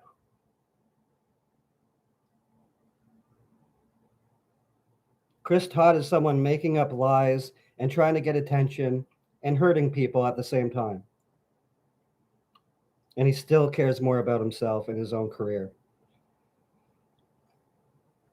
From that perspective, that we understand the factual information, and anything other than that would be hearsay minus an investigation into that. Accusation. I just use the word accusation instead of hearsay. I'd say I would be, if it wasn't me, let's say we know the people, we know who it is. I won't say their names. The two people I respect a lot that talk about Diddy a lot. I'm not going to say their names. No, I'm sorry. You interview them all the time. Oh, who? Gene. Oh, Gene Deal. Okay. Yeah, okay. And also another woman who I like a lot of the stuff she does too. They hint that they're accusing. So is Albie Shore. Mm-hmm. So I'm saying, let's use the word accusation instead of hearsay. I'm saying there's other accusations to possibly reopen the investigation. That's all I'm saying.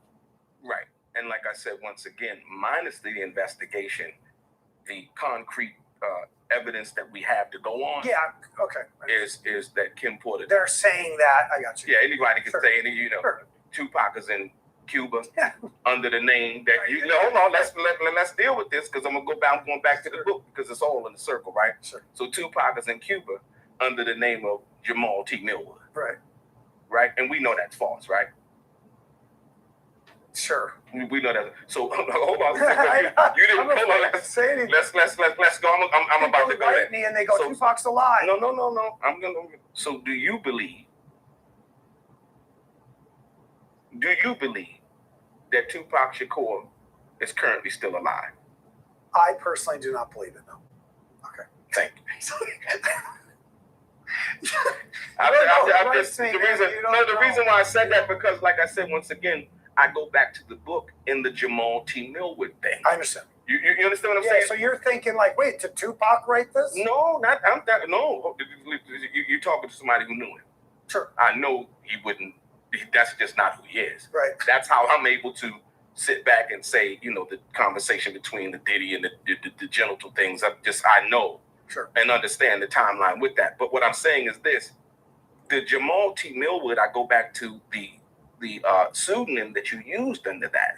And me personally, knowing as much as I know about the Tupac situation, Chris Todd be like, you don't know what I can do when I have the spirits on my side and wrap them in. The spirits aren't on your side. You're going against them every day you're here in the third dimension. You fucking moron. Have them on your side first. That'll do good for you. If anything, you're just going to cause chaos against your very own self. What a fucking great wizard you are. Never been on the That's Disney for you.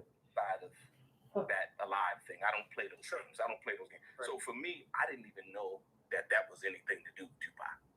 Okay. Me personally, I didn't know. Now there was a lot of people that might know about that, but me personally, I didn't. But now that you said that, that's what says to me red flag. You understand what I'm saying? You mean when you see Jamal? Yeah, when I Like, seriously, he threatened me with spirits, with spirituality. You have no clue what I can do when I have the spirits on my side. You don't. You're not even on their side. You're for yourself and your lifestyle and your ego. Maybe you don't even realize it because maybe your ego's just that big. Jamal T. Mill went on there instead of Chris Todd. Sure. You know what I mean? And that's why I asked the first question, because I'm like, well, is this something that All right, would, see you, Lana. help lend credibility? Because the name Jamal, it makes you look at the book and say, ooh, Jamal, and that thing from that perspective, I could see how that could work. But like I said, once now that you've explained it, I'm like, oh, so that has nothing to do with anything. That's somebody hoping that Sean P. Diddy Combs understands who Jamal T. Millwood is, if he understands who the hell that is anyway. Well, they say he does. They say, who say he does? The sources. That he knows when he sees that name. If he's reading that in jail, he knows exactly who is giving him the finger. But that wouldn't be actually him giving him the finger. Tupac don't know nothing about this book. I'm just saying, in the spirit, right? If they wanted him and people to. So if they were trying to convey a message, basically what you're saying in the preparation to anybody. Yeah, no, in the preparation of this. No, when I was given it, that was the name on there. Oh, when you were given it, that was built. From that perspective. Like I said, it's hard to explain. There's raw data, right? Then there's it built. Remember, she died 6 years ago. Yeah, I've had this for a long time. So there's been they're not going to say who they is. Let's just say they're. You said when you say 6 years, you said you had it for a long time. No, not me. No, they had it for me. They've had it for a long time. Right. Okay. They tried to do it before, and I didn't know that. I had to do through my research, going behind their back. Oh, I was approached with this too. Oh, really? See, that's what kind of it kept. I'm like, wait, maybe it is real. Like, I didn't believe it either. No, and like I said, I didn't just believe anything someone throws on my desk. Like, this was obviously super thought out. I am good at what I do. Okay, everyone knows the cases I've done. I'm doing a very famous case right now, so I know what I'm doing. I'm not trying to be arrogant. There was enough there to go for it. Okay, when I say certain things in a Rolling Stone or Vanity Fair or this, there's some marketing techniques too there. You're not going to get everything out of me. I'm not going to show you all my cards. It's just not how it works. No, and I totally understand. Like I said, But you know what I mean? Like, I saw Jamal Millwood and go, who's that? Do you get it? Like, it was already built. Like, here's her book. Oh, who's Jamal? Because you have a legal issue if you say by Kim Porter. That's why the book says for Kim Porter. You see what I'm saying? I have to and so that's see what you just said there, right there. Yeah. That lies the problem.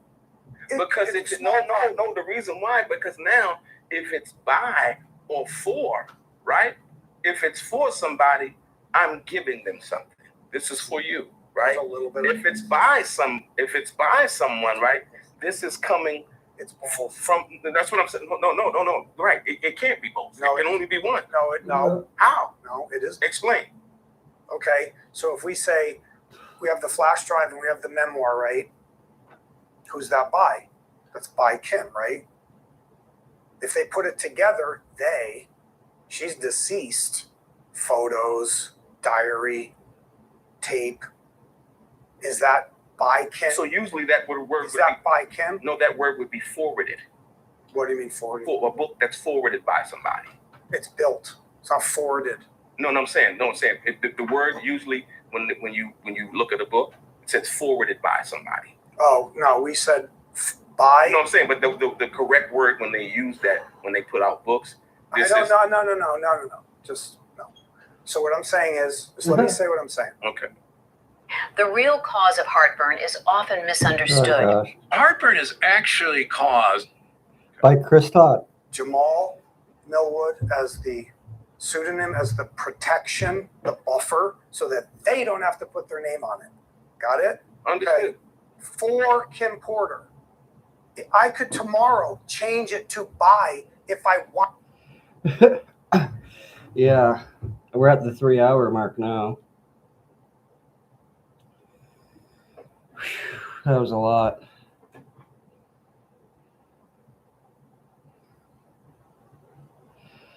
I really don't know what else to go over.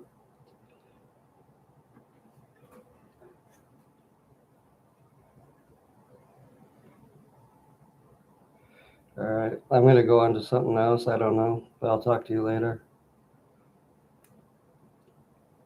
Love you too.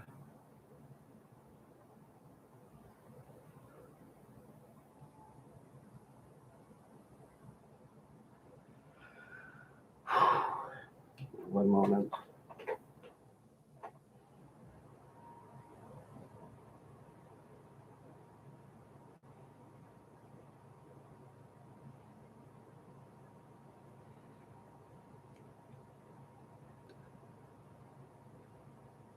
Yeah, I definitely will.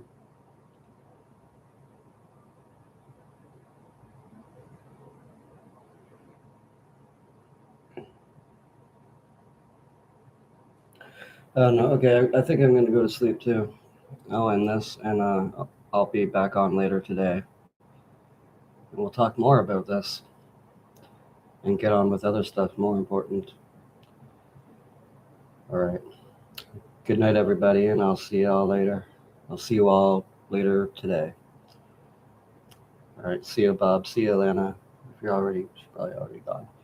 See you, everybody. In your dreams. See ya. See ya, Mads.